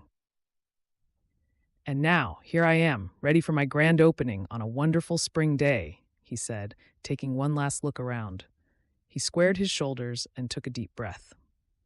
"Well, not so much a grand opening, but an opening nonetheless," he added with a wry smile. The bell on the shop door tinkled as he opened it and stepped outside. There wasn't a cloud in the clear blue sky overhead, and a soft breeze carried the scent of pine from the mountains nearby. He crossed the street and turned to look at his storefront as though seeing it through the eyes of a stranger. He wanted to remember this moment forever. The 2 windows, one on each side of the door, gleamed where he had cleaned the glass with paper and vinegar. The heavy awning over the windows was neatly rolled back, but in the summer, when the weather was hot, he would be able to unfurl it to provide some shade for his window display. As his gaze wandered higher, he smiled. His favorite part was the smart lettering above the door. Betty's Bakehouse. It was painted dark blue to match the stripe in his apron, and named after his beloved ma. He knew pride wasn't an attractive emotion, so instead, he allowed himself to feel a moment of pleasurable satisfaction. Yes, his ma would have been delighted if only she had still been alive to see it. As he crossed the street again, he caught sight of his reflection in the window. Tall but not overly broad in the shoulders, a neatly trimmed brown beard on his chin, the same color as his hair, although there were already a few gray hairs at his temple. His blue eyes were slightly blurred by the spectacles, which he was starting to need more often as a consequence of so many hours poring over ledgers in the past. His arms were muscular from hours of kneading dough, but his pressed shirt sleeves hid that. If he had to describe himself, it would be one word: ordinary. Yes, Abraham Radcliffe considered himself to be rather ordinary all around, but he figured that wasn't so terrible. Chapter 7. Willow Brook, Montana, 1878. "Good morning, Mr. Radcliffe," a plump woman called as she shooed her family along in front of her. "Good morning, Mrs. Lawrence," Abraham replied. "If you'd like to call in later with the children after school, I might have a treat for them," he added. "Can we come too, Mr. Radcliffe?" A young girl with long braids gave him a dimpled smile as she skipped along the boardwalk with her two older brothers. "Are you giving out free cake later on? We sure do like cake." "Uh-huh, Clara. There's going to be free cake for all the children of Willow Brook to celebrate my opening day." Abraham lifted his hand to wave at several other families bowling along the street in their wagons. It was a friendly town, and he enjoyed living there, but he had to admit that it would have been nice to share this special moment with a wife by his side. The trouble was, he was too shy for courting, and the sooner he accepted it, the easier it would be to stop hankering after something which would probably never happen. In the distance, he heard the sound of a bell ringing. It was Mr. Gerard, calling the town's children to school. The schoolhouse had only been raised a couple of years earlier, and although the town was growing, most of the children only attended sporadically. Mr. Gerard made a fine headmaster, he had heard, but he would have to stop teaching as soon as the weather improved. He had crops to sow and cattle to work on his ranch, so the education of Willowbrook's children would just have to wait until he was less busy again. "Will I ever have children at the school?" he wondered idly. Another wagon rolled past, with two rosy-cheeked girls sitting next to their pa, and he felt a twinge of envy. Despite what he had just told himself about not hankering after what wasn't to be, Abraham lingered outside his shop, watching the last few children hurrying toward school. He was in his late 30s now, and he had always imagined that he would have settled down and be raising a family of his own by this age. But it seemed that fate had other ideas. Or perhaps it's not fate, he thought, feeling glum for a moment. Perhaps it was his own shortcomings that left him feeling lonesome in the evenings when he sat by the fire. He had Charlie, his dog, for company, but Charlie couldn't fill the ache in his heart for a woman to love. Over the years, there had been a few attempts to court young ladies, of course, but they had ended in embarrassment, leaving him feeling worse than before. There was something about being in the company of single ladies that left him feeling tongue-tied, and he knew that compared to many of the rugged ranchers out west, he cut a more sedate figure. A baker is hardly the sort of man to set hearts racing, he told himself often. Perhaps his pa was right, and he would always be something of a disappointment. A couple of years ago, he had held out hopes that a shy librarian named Maud might walk out with him. But his hopes had been dashed before he plucked up the courage to ask her when Mr. Statler, the owner of the general store, had wooed her with hothouse flowers and rides in his fancy carriage. Last he'd heard, Maud and Mr. Statler had gotten married and already had 2 children. Abraham had given up since then. He figured it was safer to concentrate on what he knew best, baking tasty treats to bring a little bit of happiness into people's lives. Sure, it would have been wonderful to have a kind-hearted woman to share this special day with, but he had to put those thoughts to one side. Thinking about it would only make him feel sad, and at least he got to do something he enjoyed every day in his job, which was more than many men could say. No sooner had Abraham returned to the counter than the doorbell tinkled, and a tall, broad-shouldered gentleman in a Stetson hat strode in. "Howdy, Abraham. Am I your first customer?" Abraham swallowed nervously and nodded. This was it. His dream was about to become a reality, although he hadn't reckoned on the burly rancher Jeff Hayden being the first person to cross his threshold. "It looks that way," Abraham replied, trying to sound nonchalant. "The first of many, I hope," he added with a chuckle. Jeff Hayden strolled around the shop, leaning forward to look closer at several of the cakes. "These are certainly very fancy," he remarked. "Anyone would think this was a top-end store in New York rather than little old Willow Brook. Who'd have thought we'd have something this grand?" He straightened up and flashed Abraham a wide smile. "I've got to be honest. When I heard you were setting up a bakery, I didn't think it would be up to much. You're better than I thought you would be. Thank you. I try my best. Abraham wasn't quite sure whether Jeff's comment was meant as a compliment or a criticism. It was something he had often noticed about the way Jeff spoke when he'd encountered him out and about in town. On the surface, it sounded pleasant, but upon reflection, it could be taken another less favorable way. He decided to accept it as a compliment, figuring it was, perhaps, his own insecurities making him wonder about the intention behind Jeff's remark. I hope it's a good addition to Willow Brook. I'm celebrating some good news today, Jeff continued. He stuck his thumbs in his vest and planted his legs wide as though he was about to launch into a speech. I've been dealing with a few troublesome matters to do with the ranch lately, but now everything has fallen in my favor. Just how I like it. I'm glad to hear it, Abraham said. He waited to see whether Jeff would expand on what his troubles had been. Uh-huh. Thanks to a fortunate turn of events, I can put all that nonsense behind me. He started strolling around the shop again, nodding to himself. Folks think they can get one over me, but I soon show them they can't, he added, somewhat mysteriously. He grinned wolfishly as though he expected Abraham to understand his sentiment.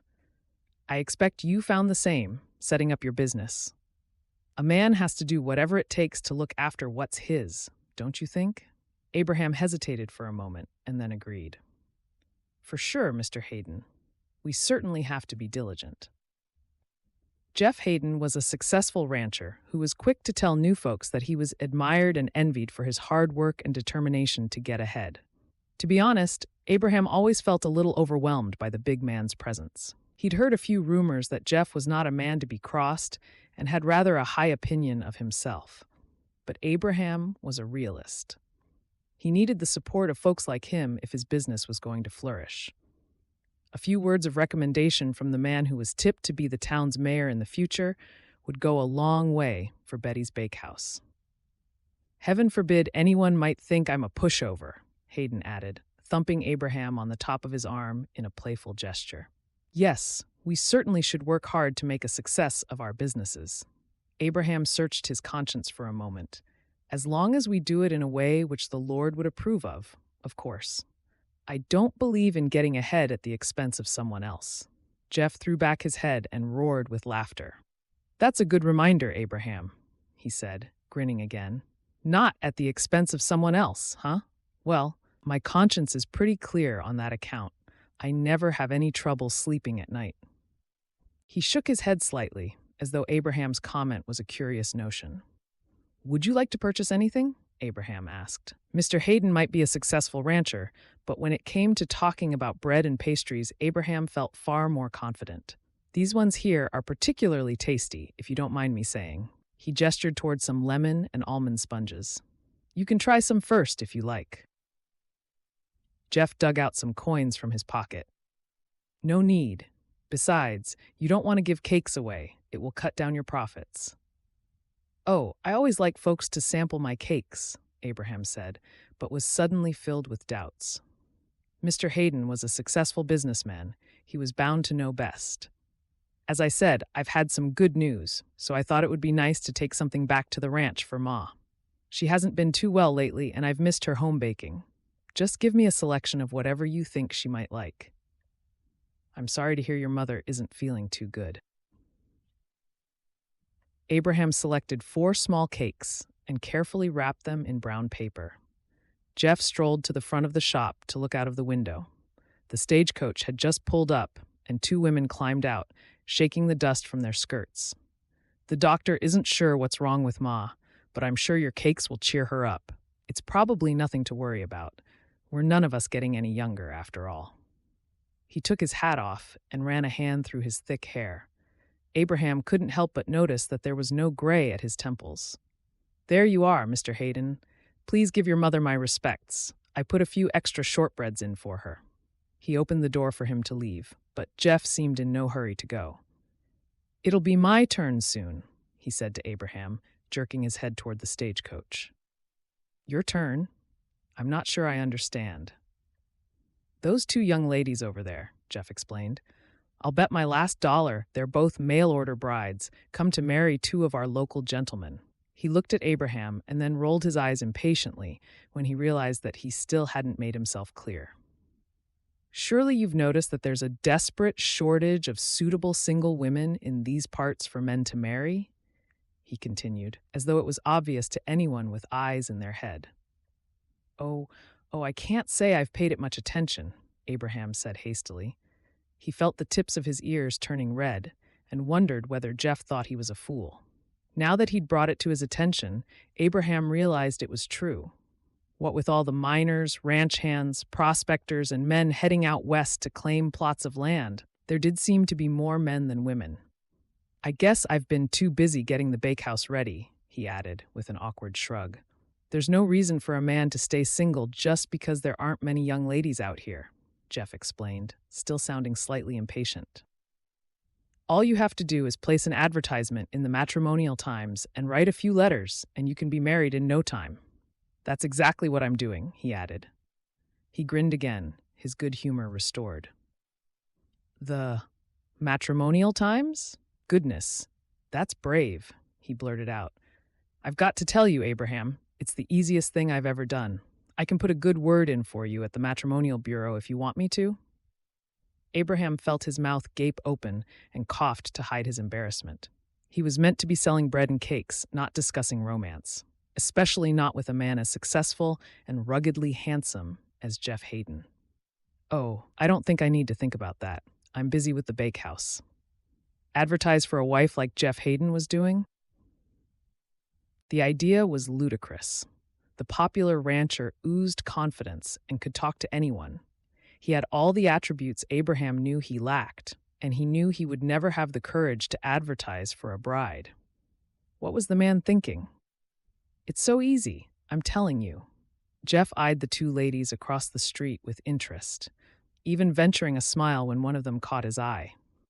Well, it's certainly something I could think about, Abraham said hesitantly, even though he had no intention of doing so. It was best to try to keep on the right side of Mr. Hayden, and he didn't want to sound ungrateful. You do that, Abraham. Think about it, and just give me a nod if you want me to put a good word in for you. There's no point being lonesome in this little business of yours, and I expect you'll want to have children to carry on the family name, right? Abraham was suddenly reminded of his overbearing father and the weary disappointment that he never bothered to hide from his only son before he died. As I said, I'll think about it. I'm sure as the town grows, I might meet someone nice. Well, I'd better be on my way. Jeff's mind was already on something else as he walked away from the bakery. Be sure to sell plenty and not give them away. It's the first rule of business. Before Abraham could give his suggestions about mail-order brides any more thought, he spotted old Mrs. Hegarty hobbling toward the shop. Her lined face was wreathed with smiles, and she gave him a little wave. How wonderful to see that your bakery is open, Mr. Radcliffe, she called cheerfully. She stopped in front of him, sounding slightly breathless, and her gray curls bobbed under her straw bonnet. Welcome, Mrs. Hegarty. You're my second customer. I thought I would buy a small cake for my Eric. His appetite isn't what it used to be since his arthritis got bad. We've enjoyed watching you getting ready to open. Our little town needs more businesses like this. Come inside and let me pull up a chair for you to sit on. You can try the cakes and see which one Eric would prefer. Abraham ushered the old lady inside, even though he knew she wouldn't spend much. If he could bring a little bit of happiness to her and her husband, it would make his day. What a charming gentleman you are, Mr. Radcliffe. Mrs. Hegarty gave him a warm smile. Wait until my Eric finds out how nicely you've treated me. He always says good manners make a man. Abraham's heart felt joyful as he hurried around the counter to fetch a plate with samples of his cakes, and he smiled as two more ladies peeked through the door to ask if he was open. He might not have the ambition to keep expanding like Jeff Hayden, or the rugged good looks and confidence to advertise for a wife, but he had a feeling he could make a small difference in their community, and that's just what he was going to do. Chapter 8. The Railroad to Montana, 1878. Fiona yawned and stretched her legs. It felt as though every muscle in her body was aching, and she thought longingly of being able to get a full night's sleep in a proper bed instead of trying to snatch an hour here or there, sitting upright in their railroad carriage. They had been traveling for almost 2 weeks, but much to her delight, the conductor had informed them that morning that they would be reaching Cottonwood Creek within a couple of hours. She would be happy to see the back of the train, although the journey had certainly been an education, allowing them to see sights that had only lived in her imagination before. For the first week, the scenery had been monotonous, in a repetitive palette of dull browns and faded yellows.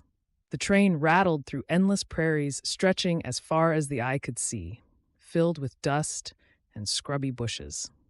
But as the days passed, the scenery gradually changed, and Fiona found herself growing a little more accustomed to the wide open spaces surrounding the small towns they occasionally stopped at. It served to remind her that God's creation was far more than the crowded streets of Pittsburgh and the sense of feeling hemmed in by the jostling crowds and smoke-filled skies she had only ever known before. Each day of the journey brought a subtle change, and before long, the dry prairies had given way to rolling hills, sparkling rivers, and imposing mountains, still topped with snow.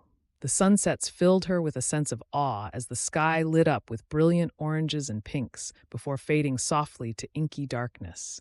And the stars, the sky was filled with them, which she had never really appreciated because of the street lamps in Pittsburgh, which had made the night sky less visible.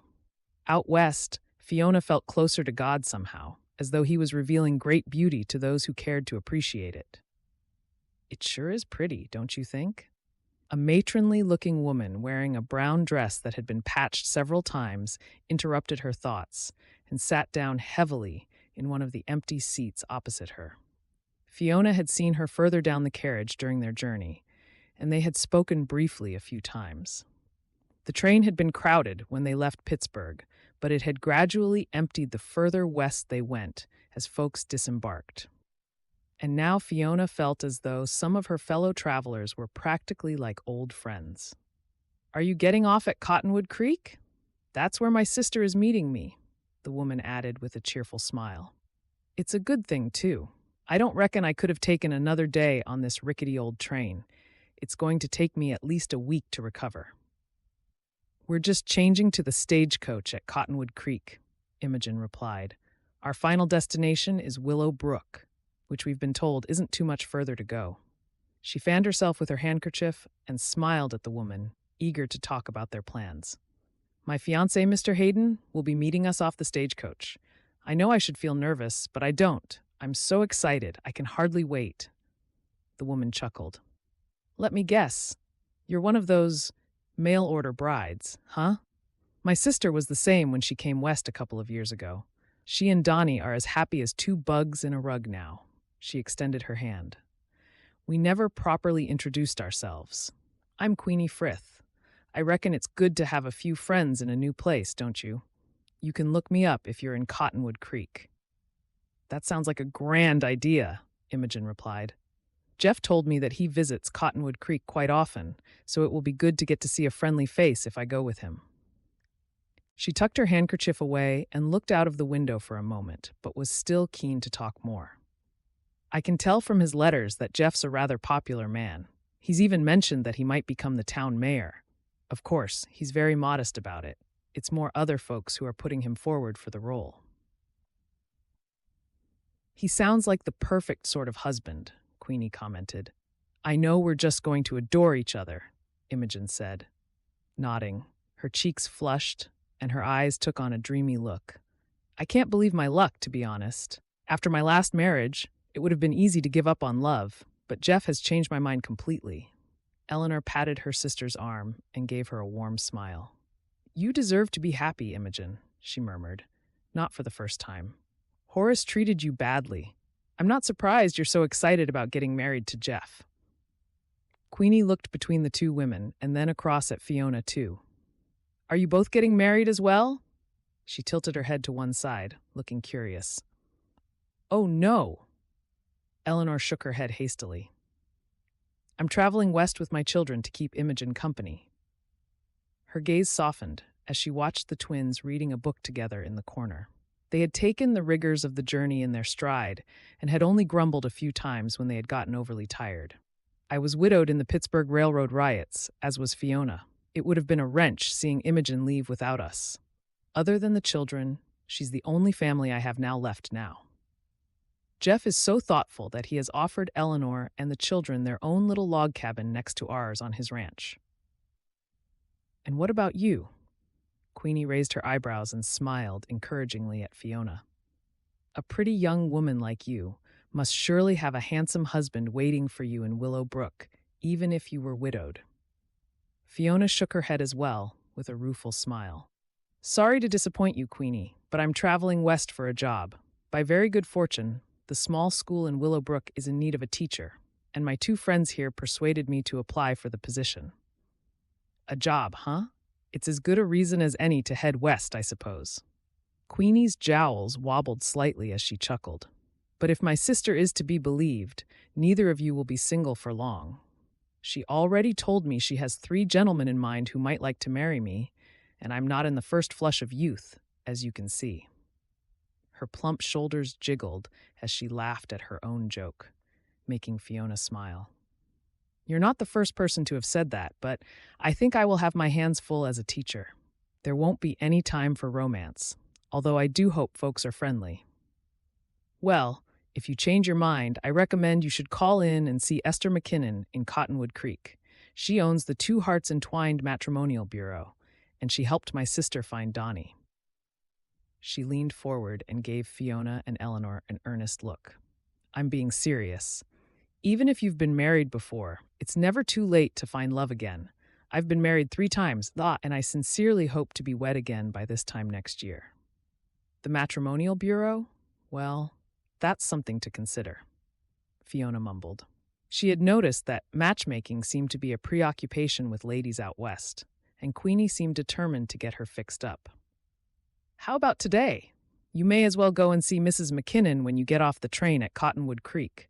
You're bound to have a couple of hours spare before the stagecoach leaves. Ma, are we nearly there? Lily's question gave Fiona an excuse to start packing up the sewing she had been doing to pass the time. Yes, dear, it's not much longer. Eleanor pulled a piece of paper from her carpet bag. You've been very helpful, Queenie, she said politely. It's nice to have a personal recommendation, and I'm sure Fiona and I might pay Mrs. McKinnon a visit once we've settled in. Of course, our first priority will be to make sure that Imogen has a memorable wedding and that Lily and Isaac feel right at home. How about we exchange addresses and meet up in a couple of months' time for tea and cake in Cottonwood Creek?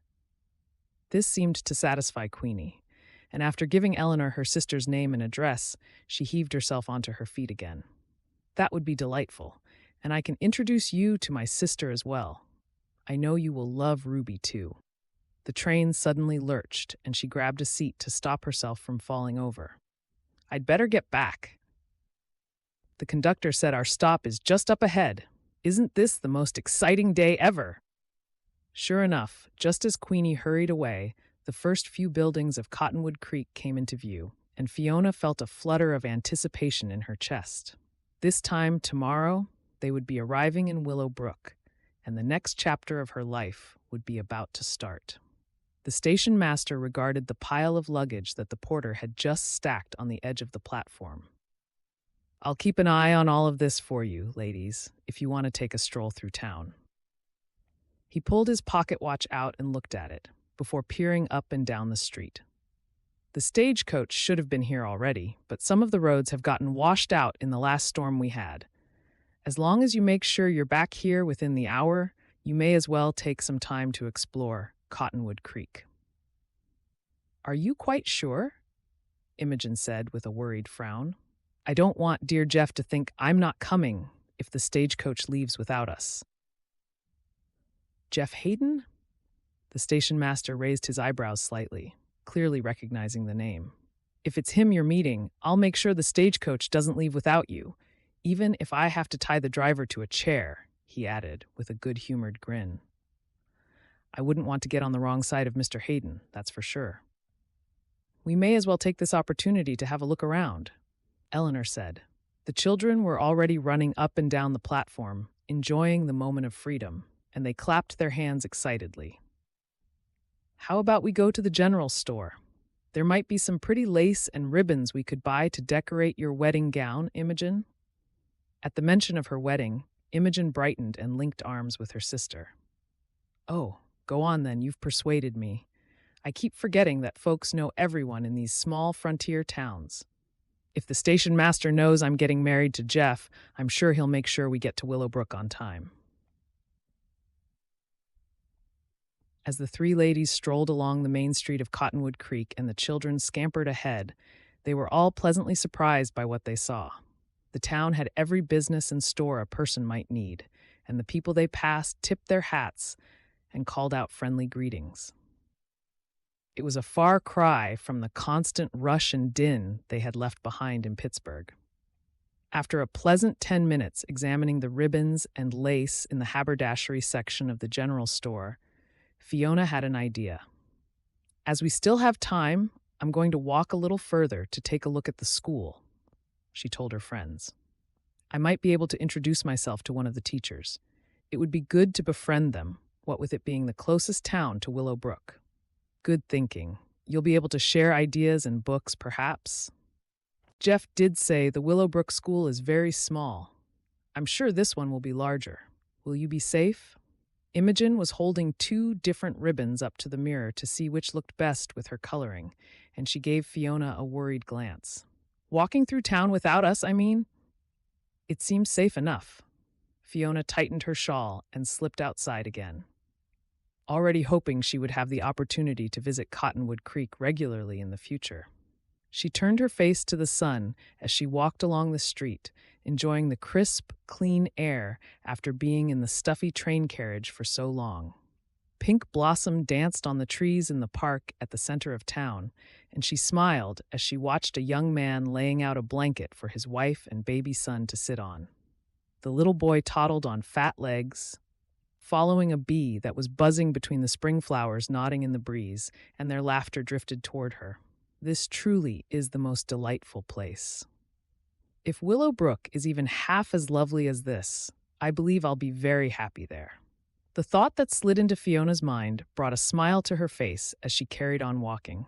Her first impression was that Montana was living up to Imogen's excited descriptions. She hummed one of her favorite hymns under her breath, feeling pleased that Imogen and Eleanor had been so persistent in persuading her to travel west with them. It was quite the boldest thing she had done in a long time, but she was glad she had trusted this was the Lord's path for her. You ask her.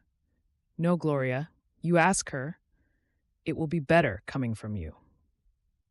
Fiona's attention was pulled away from looking at the distant mountains by the sound of loud whispering nearby.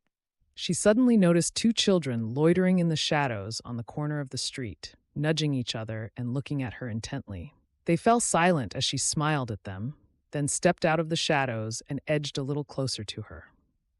In the brightness of the sunshine, Fiona was shocked to see how scruffy they looked.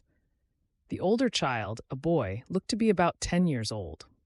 His feet were bare, and he was wearing pants that looked several sizes too large, yet held up with a frayed leather belt. The pants were ragged at the bottom, and his shirt was missing several buttons and looked grimy. Standing next to him was a younger girl.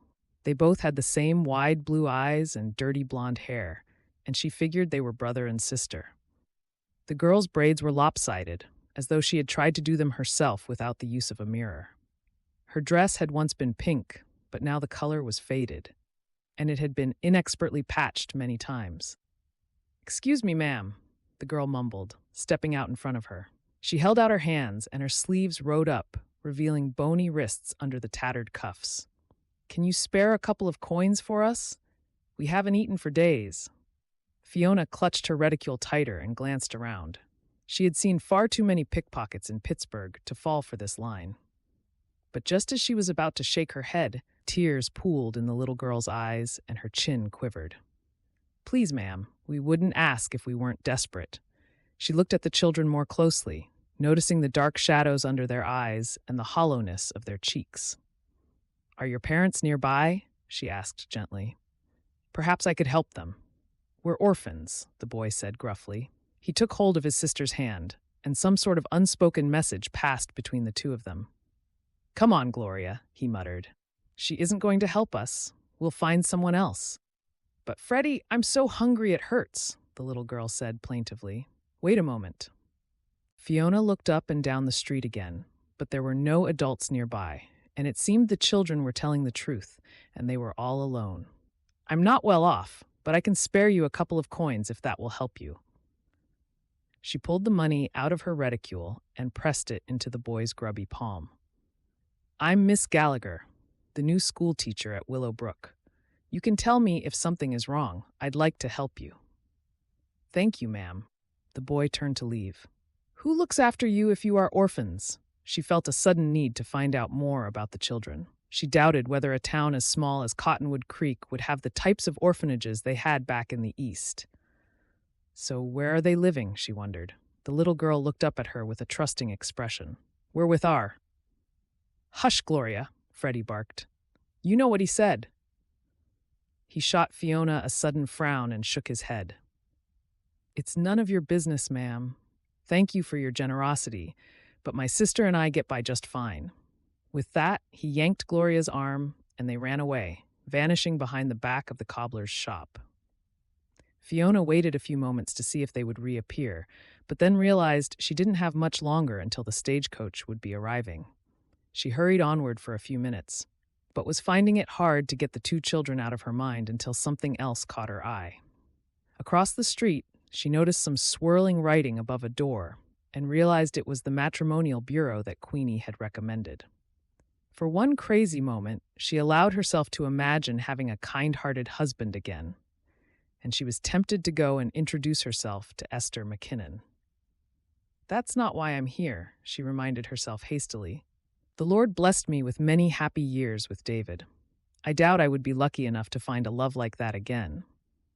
She pushed the idea of romance aside and turned on her heel, walking briskly back toward the railroad station.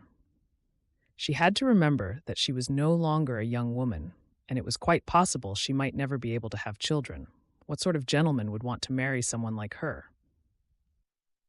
A sudden burst of raucous laughter intruded upon her thoughts as three cowboys staggered out of the Buckhorn Saloon.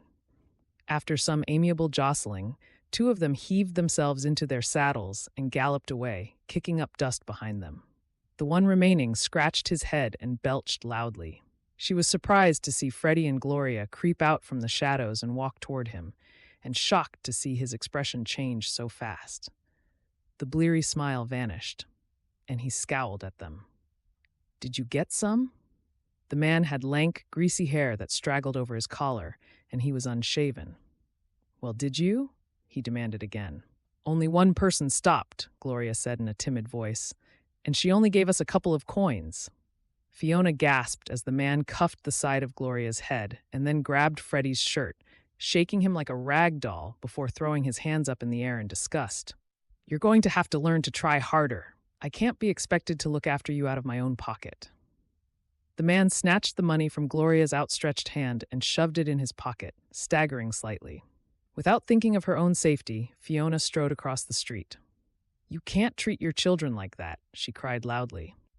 "Can't I? What business is it of yours?" The man lounged nonchalantly against the hitching rail and gave her an insolent grin.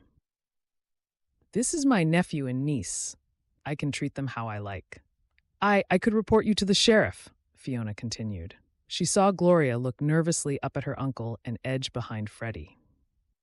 "It's all right, ma'am. Our uncle treats us well," Freddie piped up hastily. He nodded as though to convince her better. "Very well," he said firmly. "You see, they're perfectly fine, and now we'll be on our way if it's all the same to you." The man stood upright again and jerked his head toward a rickety wagon hitched to a scrawny horse, sending the children darting toward it. His hands bunched into fists, and he raised them suddenly, laughing when he made Fiona gasp with fear. Before she could say anything else, Fiona saw the stagecoach bowling past out of the corner of her eye. She had no time to lose. "Are you sure?" she said, ignoring the man and addressing Freddie and Gloria. "Oh yes, our uncle is very good to us," they both muttered at the same time. As Fiona turned to walk back along the street, she wondered whether the children had been instructed to say that if anyone asked. She turned and shaded her eyes as the man heaved himself onto his wagon seat and slapped the reins on the horse's bony rump. Just as the wagon disappeared from view, she saw Gloria turn around and gaze longingly back at her, lifting her hand with a tiny wave, goodbye. The poor things. Fiona felt a pang of guilt that perhaps she should have done more, and vowed to make some inquiries about the family once she reached Willow Brook. It seemed like the least she could do for the two timid children in the care of their drunken uncle. Chapter 9. Abraham smiled to himself as he started walking back from the flour mill at the edge of Cottonwood Creek toward the center of town. His meeting with Jake Pascoe, the owner of the mill, had gone well. He liked the man's enthusiasm for his job and how he had treated Abraham's inquiry with politeness. The mill that Abraham had been using for flour on the other side of Willow Brook had been cutting corners lately, he had come to realize. The last batch of flour he had gotten from them had been infested with weevils, so he had to throw it away and ended up going short of bread for his customers. He couldn't risk it happening again, and thankfully, Mr. Pascoe had been more than eager to step into the breach and had happily agreed to become Abraham's new supplier. I know my orders won't be very big for now, and I'm not the sort of man who will strive to grow the business and open new bakehouses in every local town, Abraham had explained carefully. He could have bluffed his way through the meeting and hinted that his order might get bigger in the future, but it wasn't in his nature to be economical with the truth. The fact was, he enjoyed having a small business and would probably keep it that way. No order is too small for me, Mr. Radcliffe. Jake had pulled another sack of flour out and opened it to show him. I already do deliveries out your way, so I'll make sure to bring a freshly milled sack of flour with me anytime you need it. He had extended his arm and shaken hands with Abraham to seal the agreement, genuinely pleased to help him out. Yes, it sure will be a pleasure working with Mr. Pascoe. That was a very worthwhile outing today. He decided he would bake him some cakes to give him the first time he made a delivery. He looked like the sort of man who would have a hearty appetite. Abraham's mind whirled with ideas for new cakes he would like to try making, and he was deep in thought as he strolled through the town. He was running through his list of errands in his head when his attention was caught by an altercation which seemed to be unfolding outside the Buckhorn Saloon. He stopped to watch. A blonde-haired woman hurried across the road just as two cowboys galloped down the street away from the saloon, both looking as though they had enjoyed more whiskey than was wise. What's she doing? Doesn't she realize the saloon can get rough? His heart beat faster as he watched her stop in front of a loutish, thick-set man and put her hands on her hips. Does she know him? The woman was wearing a neat dark blue dress with a gray shawl wrapped around her shoulders. She seemed far too elegant to be associated with the scruffy, unshaven man who looked unsteady on his feet. Abraham could sense the air of menace about him and felt a shiver of alarm at the way he thrust his chin bullishly toward the woman. He looked exactly the sort of bully who would be happy to use violence to get his own way. I can treat them how I like. A snatch of the conversation drifted toward him, but he was too far away to make out what they were talking about. They seemed to be arguing over the two scrawny children who were cowering anxiously nearby. The man suddenly clenched his fists and raised them as though he wanted to strike the woman. "Don't you dare." The words erupted from Abraham's mouth without him thinking, even though he knew they wouldn't hear him as the stagecoach rumbled past. To his surprise, the woman seemed unperturbed, shaking her head, and the man spat more words at her. Abraham started walking faster. Nobody seemed willing to step in and help, and he knew he couldn't just stand by and see the woman hurt. It was clear the man was drunk, and he looked as though he might have a volatile temper as well. He seemed like the sort of man who would think nothing of keeping a woman in line with his fists. "Is everything all right?" he called, but the breeze took his words in the wrong direction. Just as he was about to hurry across the road to ask the woman if she needed assistance, the two children scrambled into a nearby wagon, quickly followed by the man. The malnourished-looking horse jerked forward as the man roughly slapped the reins across its back. "What are you staring at?" the man snarled as he glared toward Abraham from up on the wagon seat. "There are too many busybodies in this town," he slurred, urging his horse to go faster. Abraham's heart went out to the two children. It was clear they were not well cared for, and he couldn't help but wonder where the man was taking them. Were they vagrants? What sort of life would those wretched children lead with a man like him? Life can be so unfair sometimes. Abraham rarely allowed thoughts of envy into his mind, preferring to try and see good in the world. But just this once, he felt a pang of regret that he would never have the chance to be a pa. He allowed himself to imagine for one moment how he would look after a little boy and girl like them. He would take them fishing at the creek on a Sunday afternoon and maybe teach them to bake, just as he had learned from his own mother. He shook his head, pushing the thoughts away as the wagon vanished from his view. There was no point hankering after something he would never have. It was better to carry on trying to bring a little bit of happiness to the folks of Willow Brook with his bread and cakes. He watched as the woman crossed back to his side of the street and started walking ahead of him. She looked a little shaken by what had just occurred, so he hurried after her. "Excuse me, ma'am, are you all right? I saw what happened outside the saloon just now, and that man seemed like an unsavory sort of character."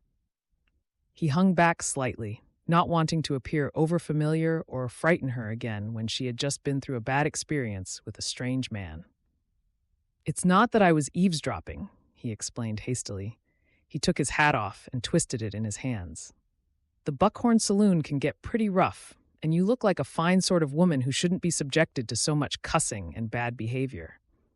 The woman hesitated for a moment, and then a tentative smile curved her lips. "I'm fine," she said slowly. He stared at her, feeling mesmerized by her natural beauty for a second before remembering his manners. "Are you sure? Perhaps I could get you some water. Or you might want to sit down for a moment. I thought he was going to hit you. Sometimes the cowboys spend their wages on too much liquor and don't care who they offend." "You're right. I wouldn't normally get involved with someone coming out of a saloon like that man. It's just that I was worried about the children. They were begging earlier, and I gave them a couple of coins because they looked so hungry. Their uncle, that man you saw me talking to, took the money off them." Her pretty face was pulled into a sudden frown of worry. "Goodness knows when they'll next get a proper meal," she said fretfully. "I don't think he's from around these parts. I don't recognize him. But it was kind of you to try and help the children." Abraham fell into step next to her, feeling a momentary sense of surprise that she seemed so easy to talk to. "You're right. It is a worry about the children. They looked hungry and tired. Perhaps if I see them passing through Willow Brook, I'll try and find out a bit more about their situation." "Willow Brook? That's where I'm headed," the woman said. She smiled at him again, and he noticed that her blue eyes were so bright they reminded him of periwinkle flowers. "My friends and I just got in on the train today, and I had a chance to stretch my legs before we boarded the stagecoach. That's why I ended up passing the saloon." Abraham experienced a sudden surge of happiness, the like of which he couldn't ever recollect feeling before. "What a coincidence," he exclaimed. "I sure hope you like Willow Brook. I've only been living there since last fall, but folks have been very welcoming, and it's a nice community." He found himself wanting to linger and talk to this beautiful woman for longer, just to spend time in her company. It felt most peculiar for a person as shy as him. "That's what Mr. Hayden said as well," the woman said. "Hopefully he'll be waiting for us, even though the stagecoach is running a little late. At least the delay gave us a chance to buy some lace and ribbons for the wedding," she added, glancing toward the general store up ahead. At the mention of marriage, Abraham suppressed an inward groan of disappointment. "What a fool I am! Of course, she's here to get married. She's a mail-order bride. How could I have been stupid enough to hope for one moment that she might be single?" His hopes of getting to know her a little better evaporated as quickly as they had come. "Oh, a wedding? So you're marrying Jeff Hayden, are you? I know him well. He's a man of some importance in our community." The slightly uncharitable thought that a kind-hearted woman like her was almost too good for the charismatic Jeff Hayden slipped into his mind. But then, he figured, a man like him could take his pick of brides. He suddenly felt protective toward her, hoping that Jeff would treat her right. She deserved to be treated well. My wedding? The woman looked confused and then gave a self-deprecating laugh, shaking her head. Oh no, it's not me who he's marrying. It's my friend Imogen. A flush spread across her cheeks, as though she thought she would not be worthy of such a romance. I guess I should introduce myself properly, as you live in Willow Brook. Our paths might cross again. I'm Mrs. Fiona Gallagher, and I'm going to be the new school teacher. The new school teacher? Abraham echoed. That's wonderful. It's just what the town needs. The children haven't had a proper education because the headmaster has to stop when it gets busy on his ranch. He felt a glimmer of relief and happiness at the discovery that she was not Jeff Hayden's fiancée after all. She was coming for work, which must mean she'd been widowed. Not that she'd be interested in me. Well, thank you for asking if I was all right. I appreciate your concern. Fiona bobbed her head politely. I have to get on the stagecoach now. Perhaps I might see you in Willow Brook sometime. See me in Willow Brook? Abraham wished he could think of something smarter to say as he put his hat back on instead of repeating her words. He suddenly felt consumed with shyness again, just when he thought he might be able to speak to her like a normal, confident man. I'd like that. Yes, that would be very nice, he said, stumbling over his words slightly. Goodbye, then. Fiona started walking away. He realized he hadn't even introduced himself. Hold on a moment, Mrs. Gallagher, he called, hurrying after her again. I'm Abraham. Abraham Radcliffe. I own Betty's Bakehouse. You'll see it right in the middle of Willow Brook. Perhaps you might like to call in and sample some cake sometime? He felt the tips of his ears turning red, as they always did when he was nervous. I mean, if you're not too busy, although I'm sure you will be. What with becoming the new schoolmistress? The words hung between them, and he groaned inwardly again, feeling annoyed at his stumbling invitation. Why was he always so shy and bashful? I'd like that, Fiona said with a decisive nod. It's nice to meet you, Mr. Radcliffe, and thank you again. She looked toward two women who were standing next to the stagecoach with two young children. My friends are waiting for me, so I'd better go. I don't want to make the stagecoach any later than it already is. One of the ladies suddenly bustled toward them. Are you making friends with the good folks of Montana already, Fiona? She asked, sounding amused. This is Mr. Radcliffe. He runs the bakehouse in Willow Brook, Fiona explained. These are my friends, Imogen Brookwood and her sister, Eleanor Brent and Isaac and Lily. You run the bakehouse? Imogen said, looking thoughtful. The stagecoach driver whistled loudly behind them as he heaved the last pieces of their luggage on top of the coach. Not much longer, ladies, he called cheerfully. Imogen eyed Abraham with interest. I might have a need of your services soon. She patted her brown curls and gave him a coy smile. I'm marrying Jeff Hayden, and I'm sure a man of his position will want a large celebration for our wedding. Perhaps we might need you to bake some cakes for it, but I suppose I'd better wait and see what he says. Of course, Abraham said easily. He felt on safer ground now that he was talking about his beloved bakery again. As it happens, Jeff is one of my customers already. His ma hasn't been well lately, so he occasionally calls in to buy a few cakes to cheer her up. Oh, Jeff didn't mention that his mother had been unwell. Imogen seemed momentarily puzzled. Abraham coughed awkwardly. Perhaps he shouldn't have mentioned anything about Mr. Hayden's family. He had assumed that Jeff would have told his fiancée all his news, but it seemed not. It's nothing to worry about, I'm sure, he said hastily, trying to smooth things over. Are you all ready to go? The stagecoach driver hollered. He threw a rope over the banded trunks and expertly tied it tightly, looking rather impatient. We've been ready for the last hour, Imogen shot back. What my sister means is that we are ready as soon as you want to leave, Eleanor said, darting Imogen a warning look. I know. We're running late, but I'll soon make up for it, the driver said with a good-natured grin. Abraham tipped his hat toward the travelers. It's been nice to make your acquaintance, and I hope the rest of your journey is comfortable. He lingered for a moment, finding it hard to tear his eyes away from Fiona. He had never felt like this before. It was a strange mixture of wanting to protect her from the drunkard outside the saloon and a longing to get to know her better. There was something about being in her company that gave him a peculiar sense of optimism, and even more unusually, a sense that he could be himself and that it would be quite enough. "Good luck with your new position at the school, Mrs. Gallagher," he continued shyly, shifting his feet slightly in the dust. "And remember my invitation." Fiona looked up at him through her eyelashes, and another smile lit up her face, making his heart skip a beat. "Thank you, Mr. Radcliffe, and thank you for your kind help outside the saloon." As Abraham strolled away, continuing along the street to where his horse was hitched, he overheard Imogen peppering Fiona with questions. "What invitation? And what on earth do you mean by saying he helped you outside the saloon? Did something bad happen? If so, you must tell me. And I will pass it on to Jeff. I'm sure he knows the sheriff." He risked a backward glance over his shoulder, wanting to see Fiona one last time, but was disappointed to see that she had already climbed into the stagecoach. Imogen was still talking loudly, and she saw him looking at him before giving him a little wave. "You seem to have made quite an impression on that man, Fiona." Imogen's voice carried down the street as she chattered on. "He barely gave Eleanor and me a moment of his attention. Maybe you won't need the services of the matrimonial bureau after all?" she continued with a ripple of laughter. Abraham squirreled the information away at the back of his mind. So not only was Mrs. Gallagher the new school teacher at Willow Brook, but her friends were trying to persuade her to get married. Interesting. Very interesting indeed.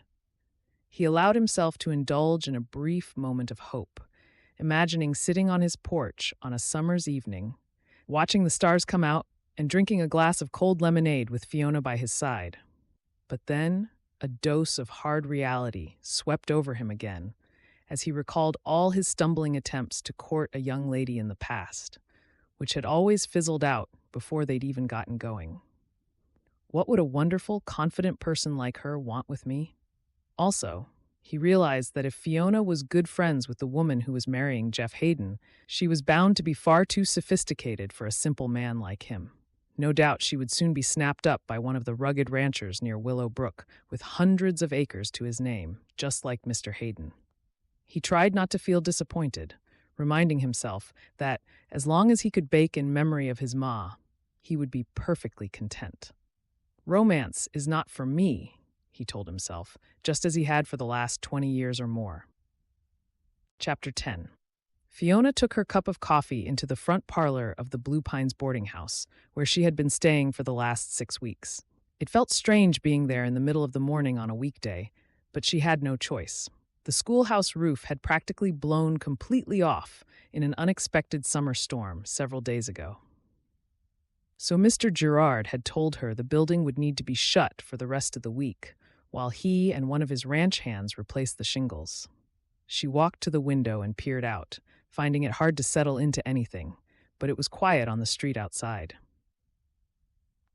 "Looks like the storm has blown itself out, and we're in for a nice day," a voice said behind her. Fiona spun round and smiled as she recognized one of the other guests who had arrived a few days earlier. "You were lucky to make it to Willow Brook before the storm hit. I wouldn't have liked to be traveling in that," she said. "How are you finding the town so far, or have you not had a chance to look around yet?"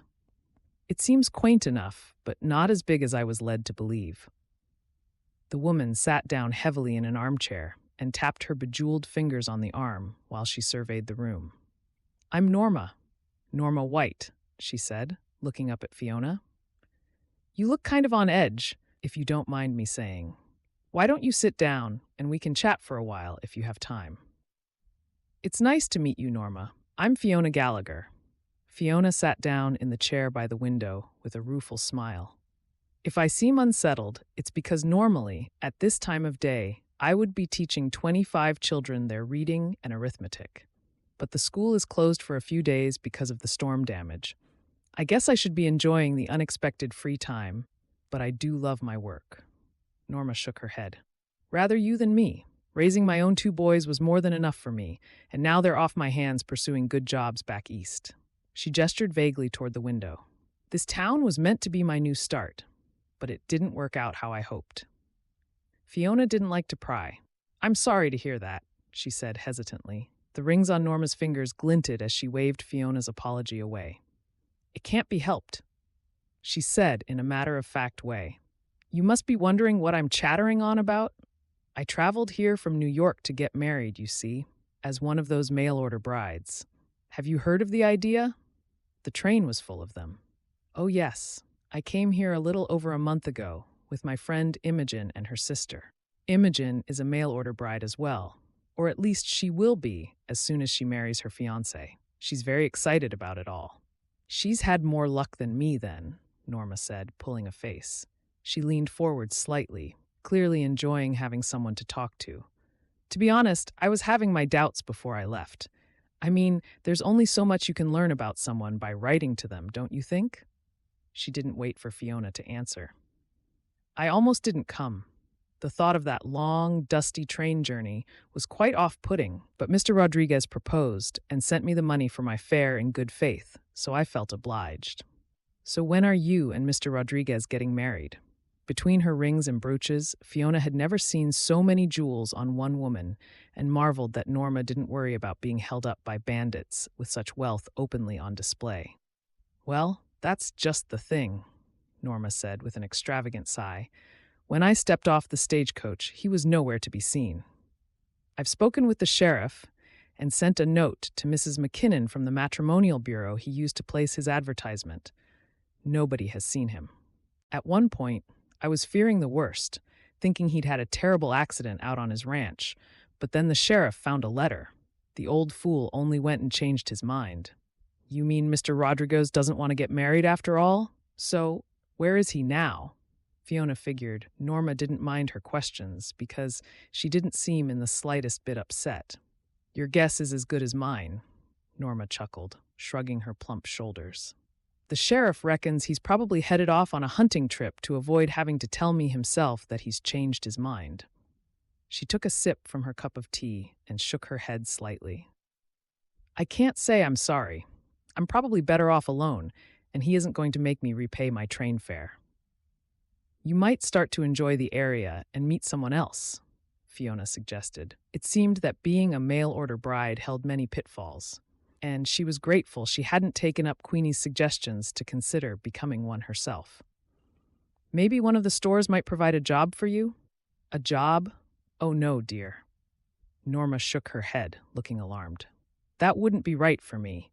Maybe I'll head to California instead," she pondered. "Willow Brook is nice enough, but I'm used to something a bit more lively." She took another sip of tea and put her cup down again, fiddling with some of the rings on her fingers. "Folks seem a bit too nice here," she continued with a disapproving sniff. "The place seems a bit dull, if you know what I mean." Fiona tried to keep smiling, even though she didn't agree with Norma one bit. She found the slower pace of life in Willow Brook suited her just fine, and she liked how friendly everyone was. Having a position as the new school teacher meant that she already knew quite a few of the families in and around the town, and she had been invited to join the sewing bee and help out with refreshments after church. "I guess it must seem quite different after New York," she replied, trying to be diplomatic. "I called in at that cake shop the day I arrived, Bertha's Bread Shop, or some such ridiculous name.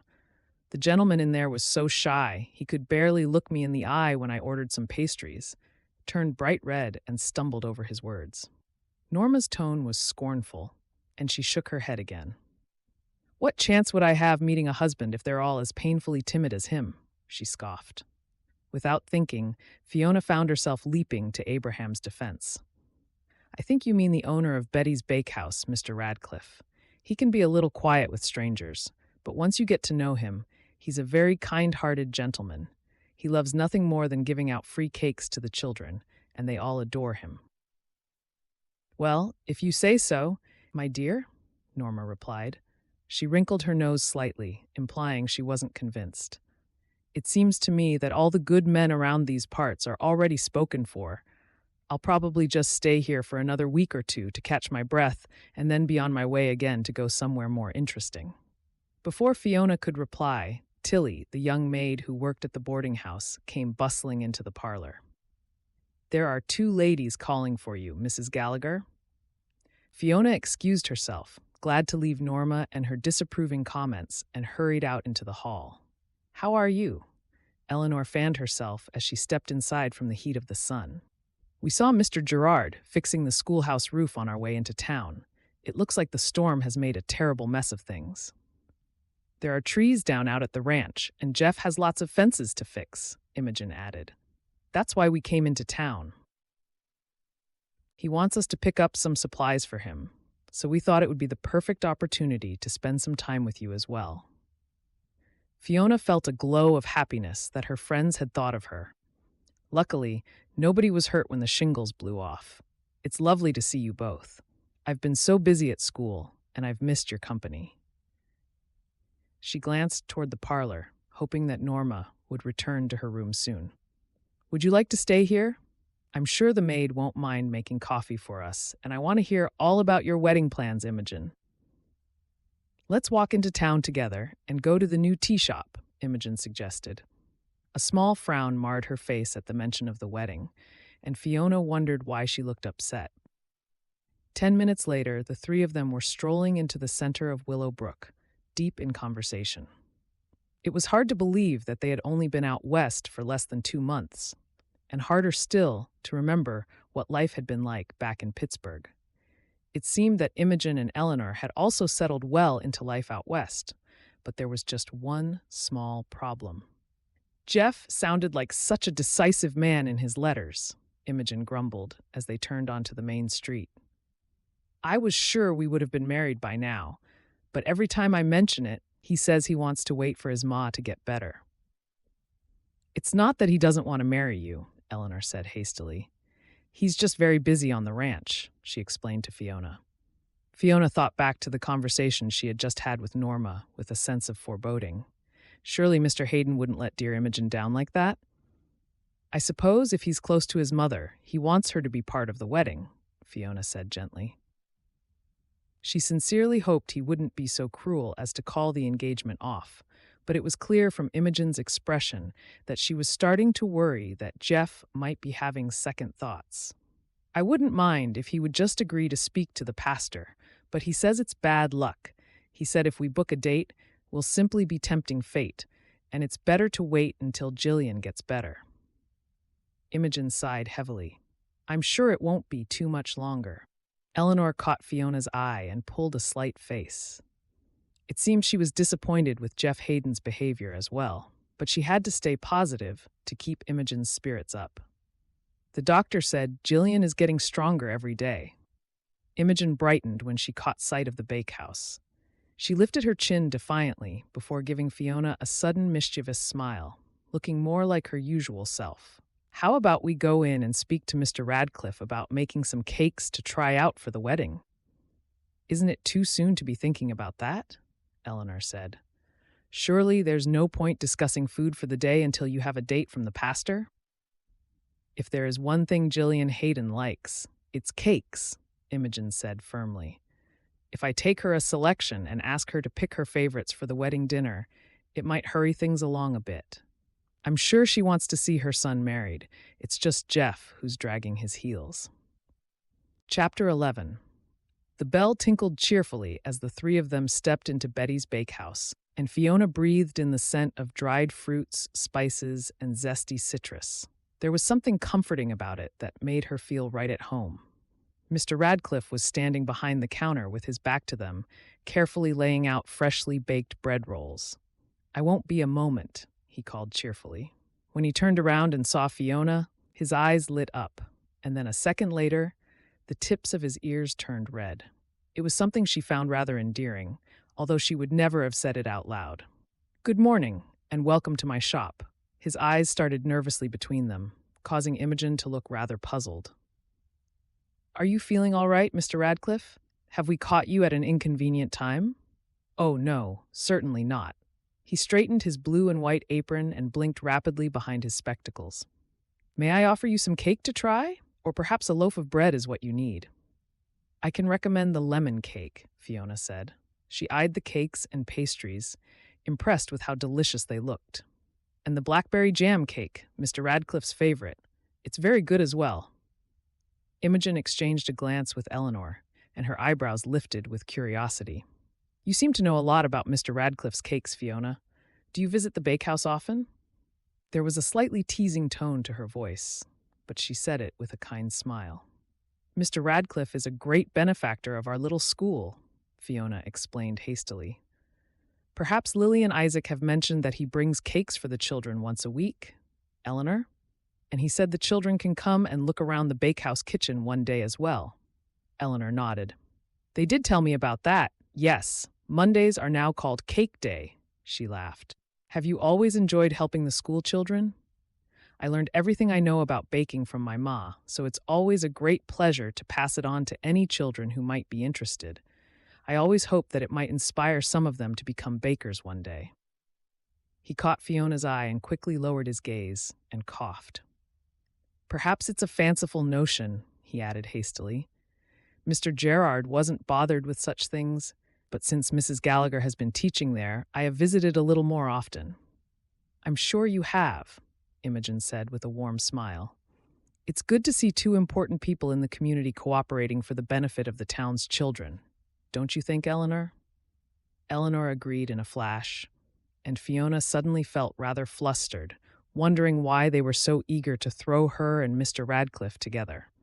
Fiona glanced toward him, wondering whether he had noticed it as well. For a moment, their eyes locked, and she noticed how blue they were behind his spectacles, and how they held warmth and gentleness with no malice. It was no wonder the children couldn't wait to see him. His enthusiasm was infectious among the schoolchildren. She had seen firsthand how they hung on his every word as he explained the ingredients in the cakes he had brought them, weaving in tales of where some of the more exotic ingredients had come from. Mr. Radcliffe might be shy in the company of women, but he had a quiet confidence around children, which was surprising given that he didn't have a family of his own. It was a rare quality that she secretly admired. It was Fiona's turn to cough as she realized she had been staring at him for a little longer than was polite, feeling an unusual sensation of warmth in her chest. I'm here to talk to you about cakes for my wedding, Imogen said, breaking the moment. You know how much Mr. Hayden's mother likes your cakes. I wondered if you might be able to bake me a selection to take back to the ranch, so she can choose what she would like as part of our wedding dinner. That sounds like an excellent idea, and of course, I'd be happy to help. He wrinkled his brow and thought for a moment before pointing to several different ones. These went down well with her before, but I could make something completely new as a surprise if you'd prefer. I would bake them myself, Imogen said. She frowned and sighed despondently again. It's just that the kitchen in the log cabin I'm sharing with Eleanor is rather cramped. It seems disrespectful to make myself at home in old Mrs. Hayden's kitchen in the main homestead while Jeff and I are still not married. I understand completely, Mr. Radcliffe replied, giving them all a sympathetic smile. Mr. Hayden likes to do things on his own terms. That's why he's such a successful man. How about we work together to decide what you want? I'm sure once Mrs. Hayden gets involved, she'll be eager to see the wedding go ahead, and Jeff won't want to disappoint his ma. Fiona felt a surge of affection and gratitude for the unassuming man who was trying to help Imogen. He seemed to have grasped the situation without needing to have it explained, and she saw a look of relief creep into Imogen's eyes. That would be wonderful. Imogen beamed with happiness now that they had a plan. I think Willow Brook is very lucky to have you here, Mr. Radcliffe, Eleanor said. Oh, it's nothing, Mr. Radcliffe said hastily. He ducked his head, looking embarrassed. It's kind of you to say so, though, he added. I'm sure folks where I used to live thought I was silly chasing a dream by opening a bakehouse in a small town like this, but there's nowhere I'd rather be. What a very charming man, Imogen commented as the three of them stepped back out onto the street.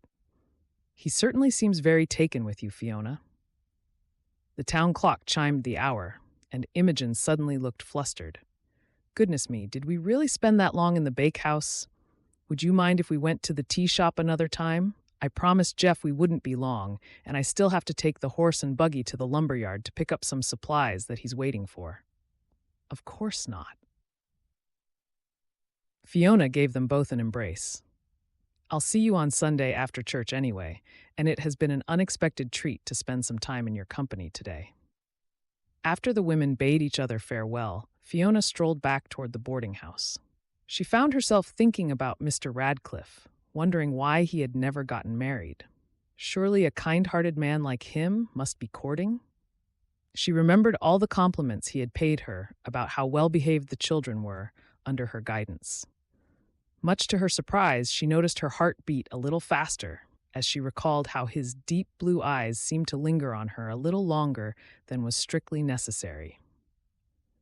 She had grown to look forward to his weekly visits to the school, and if she was being honest with herself, she would happily spend even more time in his company. The more she thought about it, the more she felt something stirring deep within her soul, like a sense of belonging. It was something she hadn't felt for a very long time, and after David had died, she had never expected to feel it again. "Well, I do believe Abraham Radcliffe has taken up a special place in my heart," she murmured to herself, feeling the heat rising on her cheeks. Before she had a chance to examine this surprising revelation, her thoughts were interrupted by the sound of a wagon approaching. Fiona looked up to see who it was. There was something familiar about the disheveled figure holding the reins, but it was hard to see as the sun was behind him. "Go on faster, you lazy beast!" The man's voice was rough and strident as he slapped his reins over the horse's back. As the wagon drew closer, Fiona was shocked to see that it was the family she had encountered in Cottonwood Creek. The man looked even more unkempt than before, and there was a coldness in his dark eyes that made her shiver. More worryingly, he seemed to be alone. "Hello," she called, lifting her hand to wave. It was an unconscious gesture, but as she did it, she realized it was because she wanted to know that the children were all right. Their plight still weighed heavily on her mind. The man stared resolutely ahead, intent on getting to his destination. But her heart lifted as she spotted that the children were sitting on a bundle of blankets in the back of the wagon. As soon as Gloria caught sight of her, she waved happily, but then hastily stopped as Freddie jabbed her with his elbow, guiltily looking in the other direction. Had their uncle forbidden them from speaking to people? Something wasn't right about the way the man was treating those poor children, and Fiona felt a sense of indignation come over her. She had to find out more. Her feet were rooted to the ground as she stood and watched the wagon trundle past, and she thought she'd left it too late. But a moment later, amid a cloud of dust, the man pulled the horse to a stop outside Kelly's saloon at the end of the street. He jumped down and swaggered toward the swing doors, throwing a comment over his shoulder to tell the children to stay where they were. "Do I have time to speak to them? This might be my only chance." Fiona hastily retraced her steps, hurrying towards the wagon. She couldn't let them leave again without at least asking if they were being looked after properly. If their uncle was drinking in the saloon for a while, she might even be able to give them some food. Before she had even covered half the distance between them, the man suddenly reappeared, striding back toward the wagon. Her heart sank as she saw that he had 2 bottles of whiskey tucked under his arm, and she shrank back into the shadows. If he saw her, he would likely take it out on the children, which was the last thing she wanted. "Stop whining, the pair of you. I'll buy some food later. For now, I need to rest up and quench my thirst." His rough comment to the children drifted down the street as he climbed back up into the wagon. Fiona was paralyzed by indecision as she watched him take a long swig out of one of the bottles and then pick up the reins again. Strictly speaking, he'd done nothing wrong other than being a drunkard and a bully. But her heart went out to the children. They deserved better, and as the wagon rolled away, kicking up dust behind it, she bit back her frustration that, yet again, she hadn't been able to do more to help them. Chapter 12. As the evening rolled around, and Fiona finished her last mouthful of apple pie, before Tilly started clearing the plates away, she had to admit to herself that she would get no rest until she had done something about those 2 young children. Anything had to be better than just wishing and hoping they would be all right. She had found it hard to settle all afternoon, and now she stood up again and hurried to the window to look outside. Other than the happy sight of the neighbors' children playing with wooden hoops on the dusty street, there was nothing to see. They're probably long gone. What difference would I be able to make to them? The questions and doubts flitted through her mind like butterflies batting against a window pane, trying to get out. "Would you like to sit in the parlor with me again for the evening?" Norma asked. "I found out some interesting tidbits of gossip this afternoon when I was in town. You probably should know about it, what with being the school teacher. It's about some children behaving badly." Fiona suppressed a sigh. She had no appetite for listening to Norma's speculations. Besides, with all the worries about Freddie and Gloria preoccupying her thoughts, she would probably make for poor company. She peered through the window one last time and nodded to herself. At least Norma's remark had helped an idea to crystallize in her mind. "I'm so sorry, Norma, but we'll have to do it another evening, I'm afraid. There's someone I need to visit, and it's a matter of some urgency." Without waiting for an answer, Fiona hastily tied her shawl over her shoulders and told Tilly that she was popping out for half an hour. "Huh? I thought you'd be interested, but pardon me for wanting to spend a friendly hour together," Norma muttered. She looked rather crestfallen, and Fiona felt a pang of guilt. "My outing is something to do with children as well, as it happens," Fiona called back through the dining room door. She wanted to take the sting out of her abruptness. After much deliberation, Fiona had decided that Mr. Radcliffe was the only person who would understand her concerns about Freddie and Gloria because he had seen the family with his own eyes on that fateful day in Cottonwood Creek. She smiled at the older woman. "I think they need my help, and I need to ask for Mr. Radcliffe's advice. How about we spend tomorrow evening together instead?" It wasn't in her nature to be rude to someone deliberately, and she promised herself she would make up for it another evening.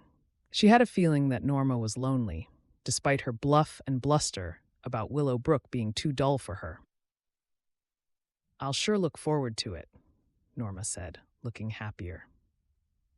She followed Fiona to the front door and gave a little wave as she watched her walk away. "Mind, you don't stay out for too long. It might not be safe, especially with what I—" The rest of her sentence was lost to Fiona as two dogs started barking, but she figured it could wait for the time being.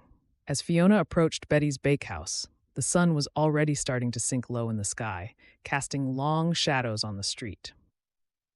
She knew that Mr. Radcliffe rose earlier than most folks to get on with his baking and hoped she hadn't left it too late in the day to seek his advice. Would he already be in bed? It might be frowned upon for a single woman to call on him alone, but she had to push those concerns aside. This matter was too important to ignore. Plus, now that she had gotten to know him better, she felt that he was a measured, compassionate man. He wouldn't be tempted to make rash decisions or suggest anything that might endanger the children even more. I just hope we won't be too late. She scanned the street, wondering if she might glimpse the rickety wagon again, but the road was empty. Dear Lord, please don't let them have left Willow Brook already, and I pray for you to guide Mr. Radcliffe and me to help the children in the best way. She murmured the prayer several times, and she felt more certain that she was doing the right thing as a feeling of calmness swept through her. God would help the children. All she had to do was put herself in his hands and rely on her faith to lead her the right way. The shutters on the shop windows were closed, so Fiona hurried around the back to where she knew Mr. Radcliffe lived in a neat log cabin with a flower garden out front. She smiled to herself as she spotted Charlie, Mr. Radcliffe's dog, dozing on the porch. If he was still outside, there was a good chance that his master would still be awake. He was probably just finishing up his evening chores before turning in for the night. "Hello, boy," Fiona said softly. Charlie stood up and stretched, wagging his tail slowly. Fiona was glad that he didn't mind her approaching, and she ran up the porch steps and knocked sharply on the door. There was no reply, so she knocked harder and waited patiently. As the minutes ticked by, a sense that something was not quite right started to creep into her thoughts. She could see a lamp flickering in the window, and the aroma of roast meat and gravy wafted out as she cautiously opened the door. "Mr. Radcliffe?" she called. "Are you there?" Silence greeted her. "This is very strange, Charlie." Clearly, Mr. Radcliffe was not at home, but the fact that a half-eaten plate of food was still on the table told her that he had not gone far. She decided to try the bakehouse kitchen instead. Perhaps he had forgotten to do something and popped over there and then gotten distracted. She knew he had a tendency to forget about everything else if baking was on his mind. Charlie trotted along next to her as she walked back through the garden toward the bakehouse. As she got closer, she was surprised to see the back door was ajar. Stranger still. He told her he always kept it closed to stop bugs from flying in. Suddenly, a low growl rumbled deep in Charlie's throat. She saw the dog's hackles come up and felt a cold chill of foreboding. Should she get help? There was no sign of anyone about, so she decided to press on. "It's only me, Mr. Radcliffe," she called. "Are you there?" Her voice ricocheted off the shingles of the bakehouse, sounding unnaturally loud in the silence of the evening. She pushed the door open wider, wincing as it creaked on its hinges. Charlie stood next to her, with his front paw lifted, sniffing the air suspiciously, and she reached down and stroked the top of his head, feeling reassured to have him at her side. Surely nothing bad has happened. Not in a quiet little town like Willow Brook. As her eyes adjusted to the dark interior of the bakehouse kitchen, Fiona picked up a rolling pin. She felt faintly ridiculous holding it aloft as though it was some sort of weapon, but the weight of the sturdy piece of wood in her hand made her feel a little more courageous. She felt a wry smile suddenly tug at her mouth. No doubt they would be laughing at her fanciful imaginings over a cup of tea shortly. "Mr. Radcliffe? Abraham?" She tilted her head slightly as she heard a faint noise. It sounded like a groan, followed by heavy breathing. Her heart beat faster, and sweat prickled on the back of her neck. She tiptoed a few steps forward, wondering whether she was overreacting, but a quick glance at the dog told her something was very wrong. His hackles were still up and his teeth were bared. "Shush!" a low voice said from the shop. "Do as you're told or else—" There was a thud, followed by another groan, and Fiona tensed. Abraham needed her help. Without thinking, she sprang forward and burst through the door between the kitchen and the shop, brandishing the rolling pin. "What the—" Two coal-black eyes turned to stare at her. The intruder had a dirty handkerchief tied across the lower half of his face as a makeshift disguise, and he was pointing a pistol toward Abraham, who was standing next to the till. Her heart sank as she registered that blood was pouring from a cut above his eye, and his spectacles were smashed on the floor. "Don't hurt her," Mr. Radcliffe cried. "She's got nothing to do with this. Leave now, Fiona, I beg you." "You'll do what he says if you know what's good for you," the man snarled. The stench of stale whiskey hung around him, and Fiona realized instantly that it was none other than the man she had argued with in Cottonwood Creek and seen earlier that day, Freddie and Gloria's uncle. "I'm not leaving my friend," she replied defiantly. "If it's money you want, just take it. Nobody needs to get hurt." She hesitated for a moment before plowing on. "What about Freddie and Gloria? Are they safe? I demand you tell us." The room was filled with an audible gasp as the man realized she knew who he was. His eyes narrowed and glinted dangerously as he considered his options. "You had the chance to leave. You should have taken it instead of sticking your nose in where it's not welcome. Now I'm going to have to deal with you as well, just as soon as I've taken care of your feeble friend here." He laughed harshly and glanced back toward Mr. Radcliffe, waving the pistol in his face and leaving them in no doubt about what he was capable of. "Please let her go, you bully." Abraham cried. He swiped his cuff across his forehead to get the blood out of his eyes. The man grunted and pulled a bottle of whiskey from his pocket, taking a long swig of it before shaking his head. "And have the sheriff come here as soon as she leaves? I'd be a fool to agree to that." He hiccuped slightly as the liquor burned his gullet and started to raise the bottle to his lips again. "And while I'm at it, you can show me some respect and call me Mr. Jessup. I'm going to take the money and—" Fiona knew she only had a split second to act. Without a thought for her own safety, she lunged forward and brought the rolling pin down on his arm, sending the pistol skittering across the floor, where it smashed against the base of the counter and went off with a deafening bang. In the mayhem, Charlie launched himself like a ball of fury, sinking his teeth into the man's leg. "Get him off me!" Jessup tried to kick Charlie away, but Mr. Radcliffe was too quick. He drew back his arm and then landed his fist under Jessup's chin, sending him sprawling onto the floorboards like a tree being felled in a storm. It was over within a matter of seconds. Mr. Radcliffe flipped Jessup onto his front and twisted his arm high up behind his back, rendering him helpless, and then stood with his boot on top of him, pinning him to the floor. Fiona scrambled across the room and picked up the pistol with shaking hands. There was a black scorch mark on the sack in front of her, and flour trickled out through the hole the bullet had made. That bullet could have been for Abraham. The idea that she had almost lost the man she now realized she loved made her breath catch in her throat. She spun around, blinking back tears of shock. "Are you all right, Mr. Radcliffe?" she asked urgently. "Did he shoot you? Are you hurt?" He shook his head with a rueful smile. "I think it's time you called me Abraham.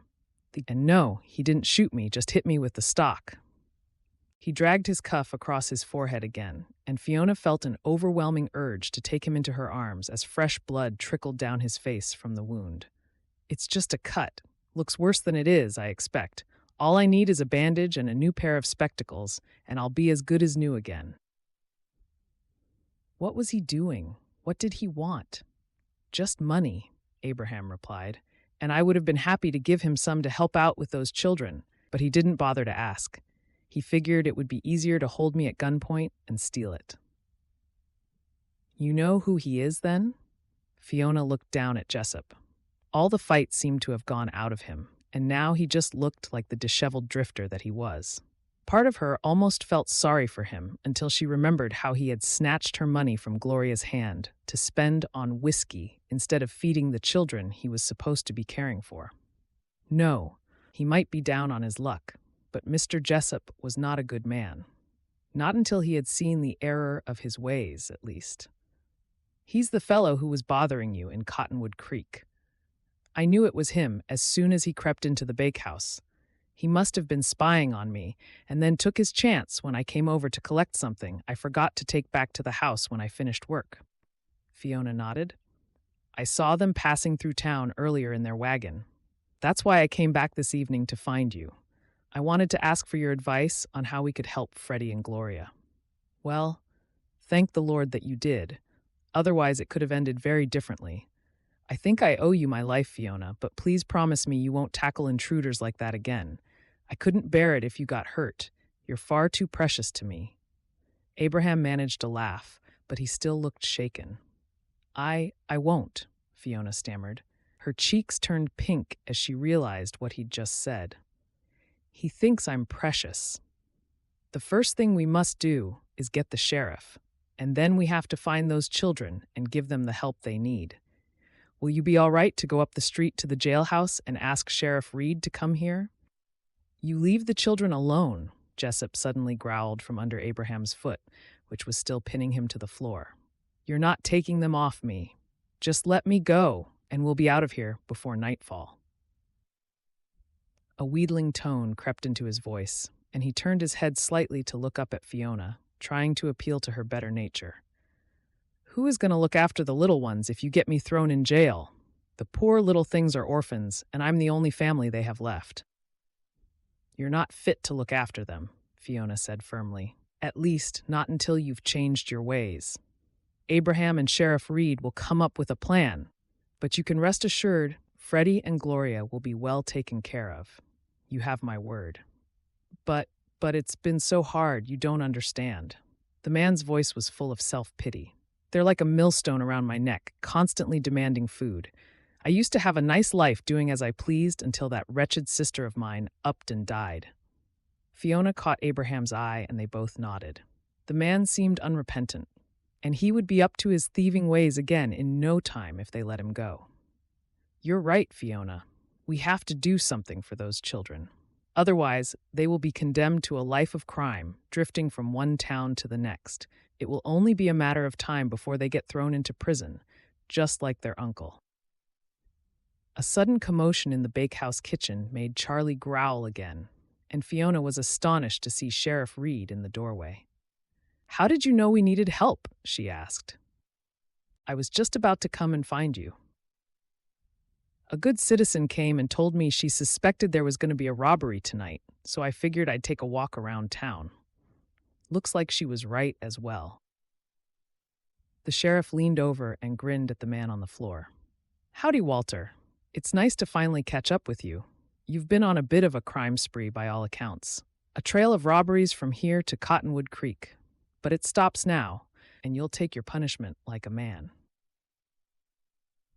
A good citizen? Fiona wondered whether she'd misheard him. Who could it be? Suddenly, another figure appeared in the doorway. It was Norma. Fiona blinked, scarcely able to believe her eyes. "This is what I was trying to tell you, dear," Norma said cheerfully. "I spotted those poor children of his pickpocketing some folks in town earlier while he was drinking at the saloon. They even tried to take my brooch, but I gave them some money instead, and they told me Walter Jessup, their uncle, has been forcing them to commit robberies, the poor little things." She cast a pitying look at the man on the floor, and her eyes twinkled at all the excitement. "To think, I said that Willow Brook was too dull for me. Perhaps I'll stay here after all. The children are safe and well, being looked after by my deputy at the moment," Sheriff Reed said. "We found them just around the corner. They were meant to be keeping watch, but they'd fallen asleep. They were so exhausted. I'm very happy to hear they're safe, and now I think we all deserve a cup of coffee." Abraham shot the sheriff a grateful look before bending down to pick up the remains of his spectacles. Fiona's heart went out to him as she suddenly realized how exhausted he looked. But what will happen to the children? She couldn't bear to think of them being left to fend for themselves. "Do they have to go to an orphanage?" Her voice quavered at the thought of it. "I'm not sure yet," the sheriff said slowly. "My wife will give them a hot meal and a bed for the night, and then I'll decide in the next few days." As the sheriff marched Walter out of the bakehouse and Norma started dabbing her handkerchief on Abraham's forehead, Fiona felt overwhelmed by a tangled mix of emotions. Relief that Abraham was safe. Happiness that he had let slip how fond he was of her, but also sadness that she might never see Freddie and Gloria again if they were taken away from Willow Brook. "I'm going to make us all a cup of coffee," Norma announced. She bustled away, with Charlie trotting along behind her. "Abraham, I can't get Freddie and Gloria out of my mind," Fiona said quietly as soon as they were alone. Abraham crossed the room and took her hands in his own, making her pulse race. "I know, Fiona, I can't either." His blue eyes softened, and he smiled at her. "Do you think that together we can think of some sort of way for them to stay here in town?" Fiona nodded slowly, enjoying the sensation of Abraham holding her hands so caringly. "I think they need a proper family to look after them, especially after being dragged from one town to the next by their uncle. Well, if we can fend off a violent robber like Jessup, I know we can help Freddie and Gloria. We just have to come up with an idea that the sheriff approves of." Abraham looked down at their hands as though only just realizing he was holding her, but instead of letting her go, he met her blue eyes and gave her a tender smile. Chapter 13. Fiona looked at Abraham with alarm as they approached Sheriff Reed's jailhouse the following morning. Judging by the shouting and banging coming through the open window, Walter Jessup was not taking his punishment well. "It's such a relief to know that he is no longer in charge of those poor children. Do you think the sheriff will be willing to listen to us about Freddie and Gloria's future?" Abraham nodded, looking thoughtful. "I can't say I've had too many dealings with him, but the impression I get is that he's firm but fair. If you stay on the right side of the law, that is. I teach his children, and they sure are very well behaved," Fiona said with a chuckle. "I guess the fact that he is a pa himself will make him more likely to want the best for Freddie and Gloria. Let's hope so." Abraham held the door open for Fiona, and they stepped into the relative coolness of Reed's office at the front of the jailhouse for Willow Brook. "You can probably hear that Walter is still kicking up a stink," Sheriff Reed said, standing up behind his desk. He yawned, looking as though he'd been kept awake most of the night. I thought he'd be better once he sobered up, but after a quick sleep, he spent all night claiming that we're not treating him right. What does he expect? Abraham's hand unconsciously went to the purple bruise on his forehead. You'd be surprised what some outlaws complain about, Mr. Radcliffe. Reed grinned and shook his head. It seems Mr. Jessup has us confused with being a hotel. First, he wanted a pillow, then a pot of coffee. All the while telling me a sob story about how hard it was having to feed 2 children on money which could have been better spent on whiskey. I hope you don't mind us calling by, Abraham said.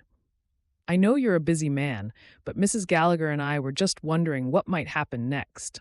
I understand that Jessup needs to be brought to justice, but we don't want the children to suffer for their uncle's law-breaking behavior. Sheriff Reed wandered over to the stove in the corner of his office and poured himself some coffee into a battered tin mug. He glugged half of it down before replying. The traveling judge should arrive in the next few days, but I'm sure Walter will be sent to jail. This isn't the only town he has targeted. There are sheriffs right across the state looking for him. Most of it was petty theft, but we can't let him go unpunished. Otherwise, it sends out the wrong sort of message to all the other outlaws. The door opened behind them, and Mrs. Reed came bustling in, carrying 2 plates of cornbread, one for her husband and one for Walter. I hear you played Mr. Jessup at his own game, Mrs. Gallagher, she said with an amused smile. And with a rolling pin. I don't think you'll ever get any trouble again from the school children once news of your bravery gets out. Fiona blushed. It was only what anyone would have done, she said modestly. I'm just grateful that Abraham's wounds were superficial. I thought for one terrible moment that he'd been shot. Agatha Reed gave her an inquisitive look. It seems to me that it was lucky you both had each other to rely on. She turned toward her husband. Are you going to give him this food, or shall I?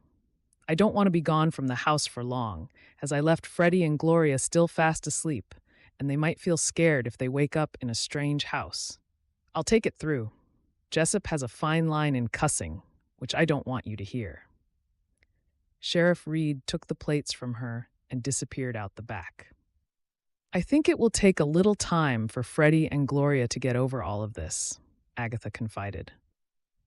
Gloria was crying out in her sleep last night, and they're both half-starved. The poor little things are scared of their own shadows. I reckon the uncle might well have beaten them with his belt any time they didn't do exactly what he told them. She shook her head sorrowfully. They'll need love and consistency and just to know someone cares about them. As if to underline her words, the door creaked open again. And Freddie and Gloria slipped into the room, still rubbing the sleep from their eyes. Their thin faces were pale, and Gloria sucked her thumb, looking forlorn. Sorry for interrupting, but Gloria wanted to know where you were, Mrs. Reed, Freddie explained. A sudden bellow of anger from Walter out the back made both of the children flinch, and Fiona's heart went out to them. Will we have to go to jail with Uncle Walter? Gloria stammered, her eyes filled with tears, and she trembled slightly, edging closer to her brother. Fiona hurried across the room and knelt down in front of them. She took Gloria's hands in her own and then gently dabbed the tears from her cheeks with a handkerchief. Of course not, she said quietly. You've done nothing wrong. Freddie's mouth turned down and he shook his head. That's not true, Mrs. Gallagher. He gulped and tried to blink back his own tears, but they tracked down his cheeks, and he lowered his head. After our ma died, Uncle Walter said that he would look after us, but he didn't have a proper home, and we never stayed anywhere for longer than a few nights. He said we had to steal things for him. He told us that nobody would suspect 2 little children, and that if we didn't do what he said, he would beat us and leave us to the wolves. A small sob escaped Gloria's lips as she nodded. It's true, we never wanted to do bad things and steal from folks, but he made us, and now we'll be thrown in jail as well, for sure. The sobs came faster, shaking her narrow shoulders. We won't let anything bad happen to you ever again, Fiona said. Her voice cracked with emotion at the thought of how badly Walter Jessup had treated his own sister's children. Are you sure? Gloria's question was hesitant, but for the first time, Fiona saw a tentative spark of hope in the child's eyes. All we ever dreamed of is having a family of our own. Pa died when I was a baby, and Ma was often sick as well. I've done my best to try and look after Gloria, Freddie said. He dashed his tears away with the back of his hand and lifted his chin. If anyone has to go to jail, it should be me. Gloria was too young to understand what Uncle Walter wanted us to do, but I knew it was wrong. I should have stood up to him. We don't send children to jail, Sheriff Reed said gruffly as he returned to his office. But I can't say the same for your uncle, I'm afraid. He gave the children a compassionate look before continuing. And let's get one thing straight, young Freddie. You would never have been able to stand up to Walter. He's a bully through and through, so you mustn't blame yourself. You did what you had to, so you and Gloria would survive.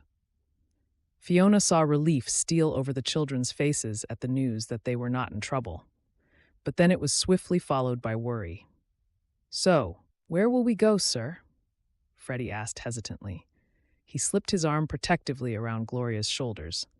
I'm not afraid of hard work. I can look after my little sister, sir. You're too young to fend for yourselves, Reed said, looking troubled. I expect the judge might suggest an orphanage or a reform school, perhaps. Gloria's eyes widened with fright. An orphanage? Does that mean I won't be with Freddie anymore? I've heard bad things about those places.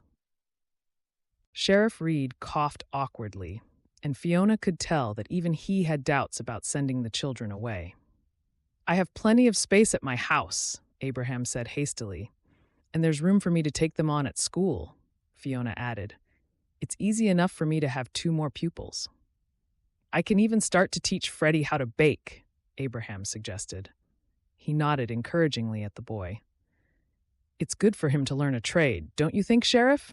And get some more schooling with Mrs. Gallagher.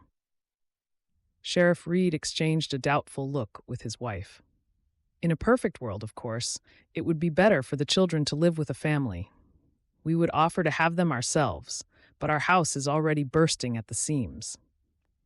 Whilst I appreciate your suggestions, I expect the judge would prefer to send them to an orphanage. At least there, they might have a chance of being properly adopted by a family sometime.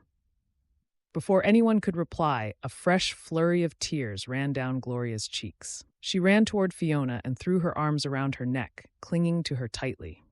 You were so kind to us, Mrs. Gallagher, she said. Her voice was muffled against Fiona's hair, and Fiona could feel the little girl trembling in her arms. Please, can I come to your school? She pleaded. I don't think I could bear it if Freddie and I got separated. When Ma was dying, she said folks don't like to adopt 2 children at once. That's why she asked Uncle Walter to look after us. Fiona gently disentangled the girl's arms from her neck and looked into her eyes and across at Freddie, including him as well. Do you think you could be happy staying in Willow Brook? She asked softly. Gloria nodded. It would be like a dream come true. We'll do whatever you ask of us, Freddie said earnestly. I don't mind if I have to work all day, every day, as long as I can take care of Gloria. I gave Ma my word that I always would. Can we live with you, Mrs. Gallagher? Gloria gave Fiona a tremulous smile and took hold of one of her hands, clasping it tightly.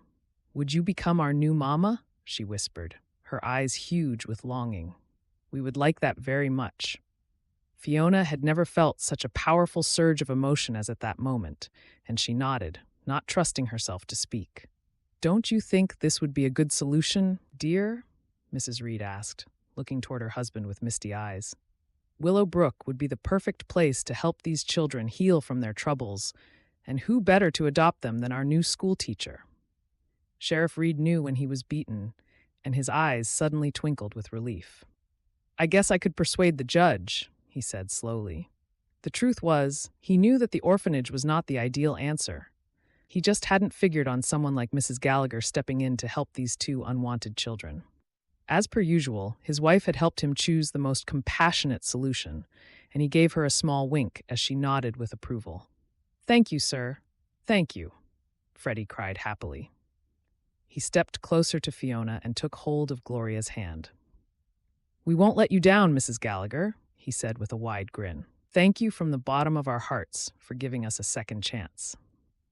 How about you children both come back to the house with me for now? Agatha suggested. It might take a few days for the judge to sort out the paperwork, and I expect Mrs. Gallagher will have to prepare some things for you as well. I have to move out of the boarding house where I've been staying, Fiona explained. I already had my eye on a nice little house to rent in the center of town, but I'll need to tell the landlord that there will be 3 of us living there. You'll have your own room, and it has a rose growing over the porch. Are you really sure about this? Sheriff Reed asked once his wife had taken the children away. It's a big commitment, and not something to do lightly. Fiona nodded without a moment's hesitation. I was never blessed with children of my own, even though my late husband and I wanted them. Freddie and Gloria have been through so much, and I feel that the Lord brought us together for a reason. I'm inclined to agree, the sheriff replied with a broad smile. It's the best thing for the 2 of them, and I'm sure the judge will back my decision. The only way it could possibly be improved would be if they had a pa as well, he added quietly, as though he was talking to himself. Abraham coughed, feeling the tips of his ears turning red. We'd better let you get on, and just holler if you need any more details about the robbery. I sure will. The sheriff picked up his hat. I need to head out to one of the ranches now. I'll let you know when the judge arrives. A gentle breeze lifted Fiona's curls at the nape of her neck as she and Abraham stepped back outside. May I walk you back to the boarding house? Abraham asked. That would be lovely, Fiona said. She glanced up into his blue eyes, suddenly feeling shy in his presence. Since he had flattened Walter Jessup with a single punch and offered to take the children under his wing, she was seeing him in a whole new light. There was certainly a lot more to this bashful gentleman than most folks realized. Are you happy with how things have turned out? Abraham asked after they had been walking for a few minutes. I think that Gloria is already very fond of you, and Freddie won't be far behind. I can understand why. It's like all my dreams coming true, Fiona said, except for one other thing, she thought to herself. I know we've become good friends, but I've never told you much about my past. David and I thought we were going to be blessed with a baby 4 different times, but I guess it just wasn't meant to be. She looked down at her boots for a moment before continuing. I railed against it for a while, and then, when David was killed in the railroad riots, I even lost my faith. I felt such a failure, and I couldn't understand how God would leave me so alone. You mustn't blame yourself, Abraham replied, looking at her kindly. You've been through so many hardships, yet you do so much for everyone else, and I hear that the children all think you're a wonderful teacher. He stopped walking and turned to face her. I used to think the Lord had forgotten about me as well, he confessed, looking slightly ashamed. When all my friends were getting married and having families of their own, I buried myself in work. I figured there was something wrong with me, that God had let me down. But I carried on praying, and I think he was there for me all the time. I just didn't realize it. Fiona nodded. I know what you mean. I thought I was all alone when, in fact, the tragedy of the riots brought me Eleanor and Imogen, who are now my dearest friends. And through them, I came to Willow Brook and met Freddie and Gloria. I guess the Lord did want me to have a family, just not in the way I'd imagined it. The breeze had picked up slightly, and a lock of hair escaped from the bun at the nape of her neck and blew across her face. Without thinking, Abraham reached up and tucked it behind her ear. His hand lingered for a moment, resting lightly on her shoulder. God really is with me. Fiona felt a warm glow in her chest at the realization. If I hadn't been through those tragedies, I would never have met you either, Abraham. Her voice was husky, and she felt her heart beat faster as Abraham looked deep into her eyes. She wondered if they might have kissed if they hadn't been out on the street. Would you come back to my house for a moment? There's something I want to ask you. Abraham's expression was hard to read, and Fiona nodded. As they continued through town side by side, Abraham slipped Fiona's hand into the crook of his arm. It felt like the most natural thing in the world, and she marveled at what easy company he was. Even when they weren't talking, there was a comforting sense of companionship between the 2 of them, which Fiona had never really experienced before. Here we are. Abraham pushed open the wooden gate and gestured for Fiona to go into his garden.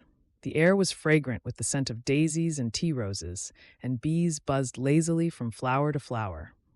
I don't quite know how to ask this, Abraham said. He coughed awkwardly and took a deep breath. Would you consider walking out with me, Fiona? He searched her face for some clue as to how she might respond.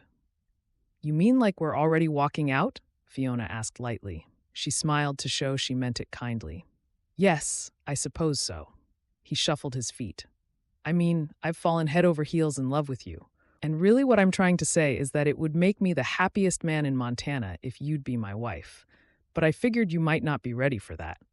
I'm not sure how all this sort of thing goes, but I do know I want to spend the rest of my life with you. Would that be all right? Oh, yes, she breathed. But not just all right.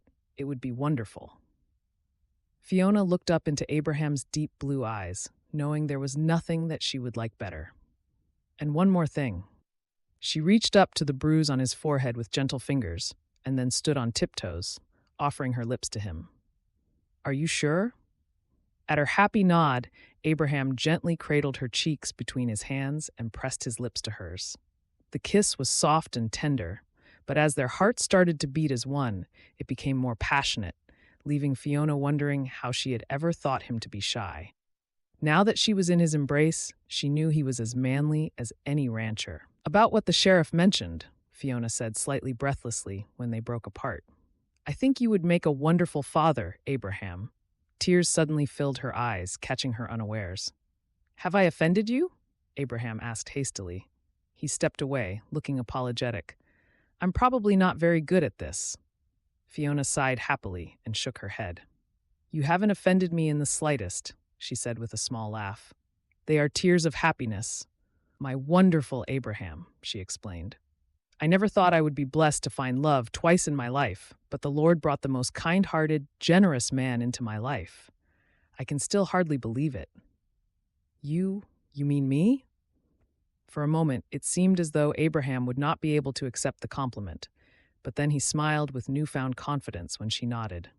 I promise, I will do everything I can to take care of you and the children, he said. I never imagined for one moment I would have a chance with someone like you, Fiona. He chuckled, and his eyes glinted with amusement. You certainly gave Jessup a taste of his own medicine. I was watching you in Cottonwood Creek, and then I've been dreaming about you ever since. That's funny. I couldn't get you out of my mind either. Fiona breathed deeply, enjoying the heady scent and tenderness of this moment. I guess God's plan was for us to be together all along. It just took a villain and 2 abandoned children for us to realize it. They linked hands and walked up the porch steps. I wanted to tell you my plans for this house, Abraham said. It only has 2 bedrooms at the moment, but I always thought another room on the side would make it a perfect family home. He gestured to the sycamore tree at the edge of the garden. And with a seat over there in the shade, for hot days, we could sit and drink lemonade while the children play. I can picture it in my mind. Oh, Abraham, Fiona murmured, you really will make the best father any child could wish for. She leaned into his chest and kissed him again. And the best husband, she added softly. Epilogue. You look lovely, Mrs. Gallagher, if you don't mind me saying. Tilly finished buttoning up the gown and stood back. I'm very grateful for your help today, Tilly, Fiona said. She stood up and turned in front of the mirror, admiring the girl's dressmaking skills. She was wearing the dark blue dress she had traveled west in, but it looked completely different, thanks to the lace and ribbons Tilly had added to make it look extra special. She had also done a wonderful job of creating soft ringlets with Fiona's hair, which framed her face. It's not every day I'm allowed to help someone get ready for their wedding. Tilly gave the dress one last critical look and adjusted some of the ruffles at the back. Beautiful. Mr. Radcliffe is a very lucky man. Fiona smiled and shook her head. It's kind of you to say so, but if anyone is lucky, it's me. After Tilly bustled away, Fiona took a moment to collect herself and think back over the last few weeks. The very next morning, after Abraham had kissed her in his garden, he had proposed to her properly. But like the gentleman he was, he insisted she should wait a few days before giving him her answer. Fiona had prayed, wanting the Lord to be part of her decision, although she knew deep in her heart that there was only one answer. When she had said a heartfelt yes to Abraham, he had picked her up and swung her around in the middle of the bakehouse, not caring who saw how overjoyed he was. That had been 4 weeks ago, and whilst, in some ways, it had been a whirlwind romance, Fiona also felt as though she had known Abraham forever. A sudden flurry of activity downstairs caught her attention, and she took one last look around the room, which had been her home since arriving in Willow Brook. Mrs. Noakes, the owner of Blue Pines, had been remarkably understanding of her situation when Fiona explained that she was going to be caring for 2 abandoned children. "It makes no sense to move out of my guest house if you're going to be marrying Abraham soon," she had said firmly. "What those poor children need is to see how folks at Willow Brook are part of a close-knit community. I'm more than happy for them to stay in the room next to yours until you all move to Mr. Radcliffe's house after your wedding." Fiona would miss the kind-hearted woman, but the beauty of living in such a small town was that she would still see her at church and the summer fair, which was coming up soon. A cry of delight went up when Fiona entered the parlor. All her friends were there, Eleanor, Imogen, and Norma, all wearing their best gowns. Norma had adorned herself with even more jewelry and sparkled like a Christmas tree bedecked with candles.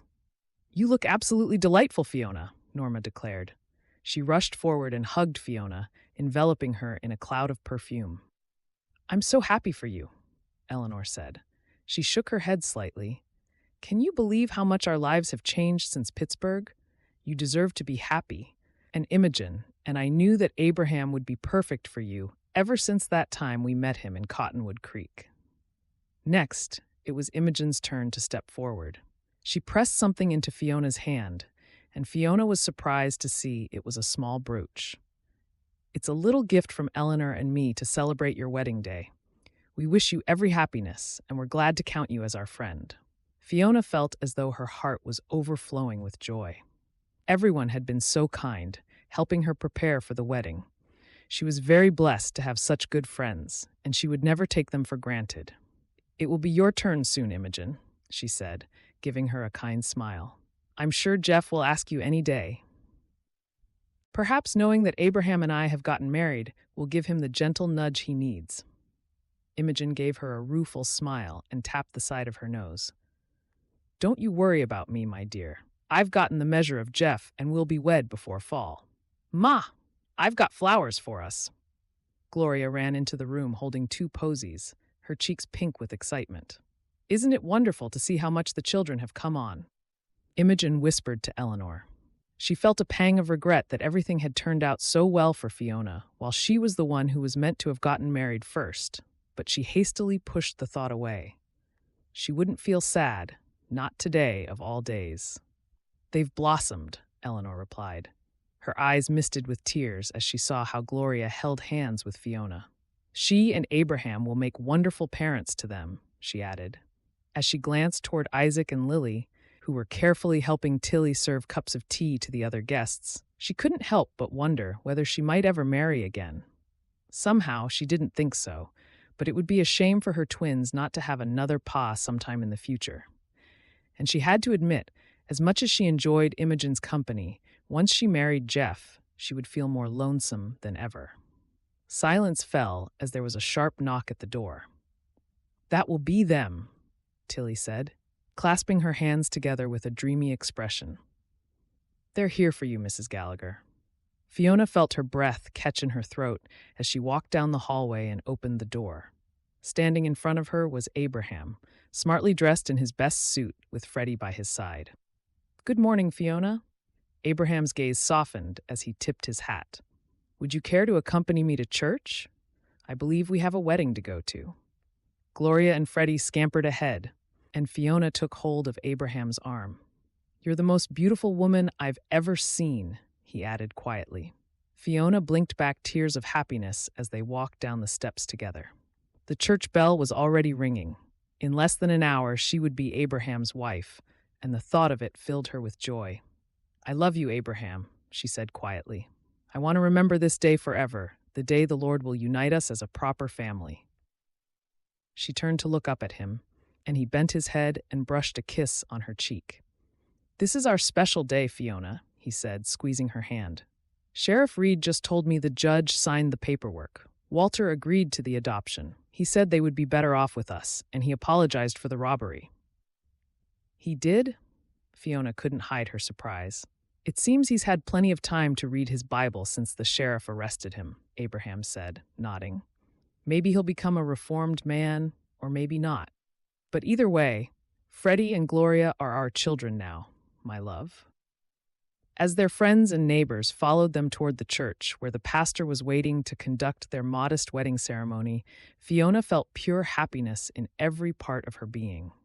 She had been blessed to marry two good men in her life, and the Lord had answered her prayers for children as well. Would David have approved?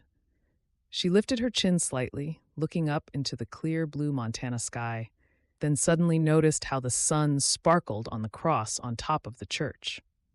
Yes, she thought, he would have wanted her to have this second chance. "I love you, Abraham," she said simply. Together they watched the children running ahead. "We'll make a good home for them, won't we?" she asked.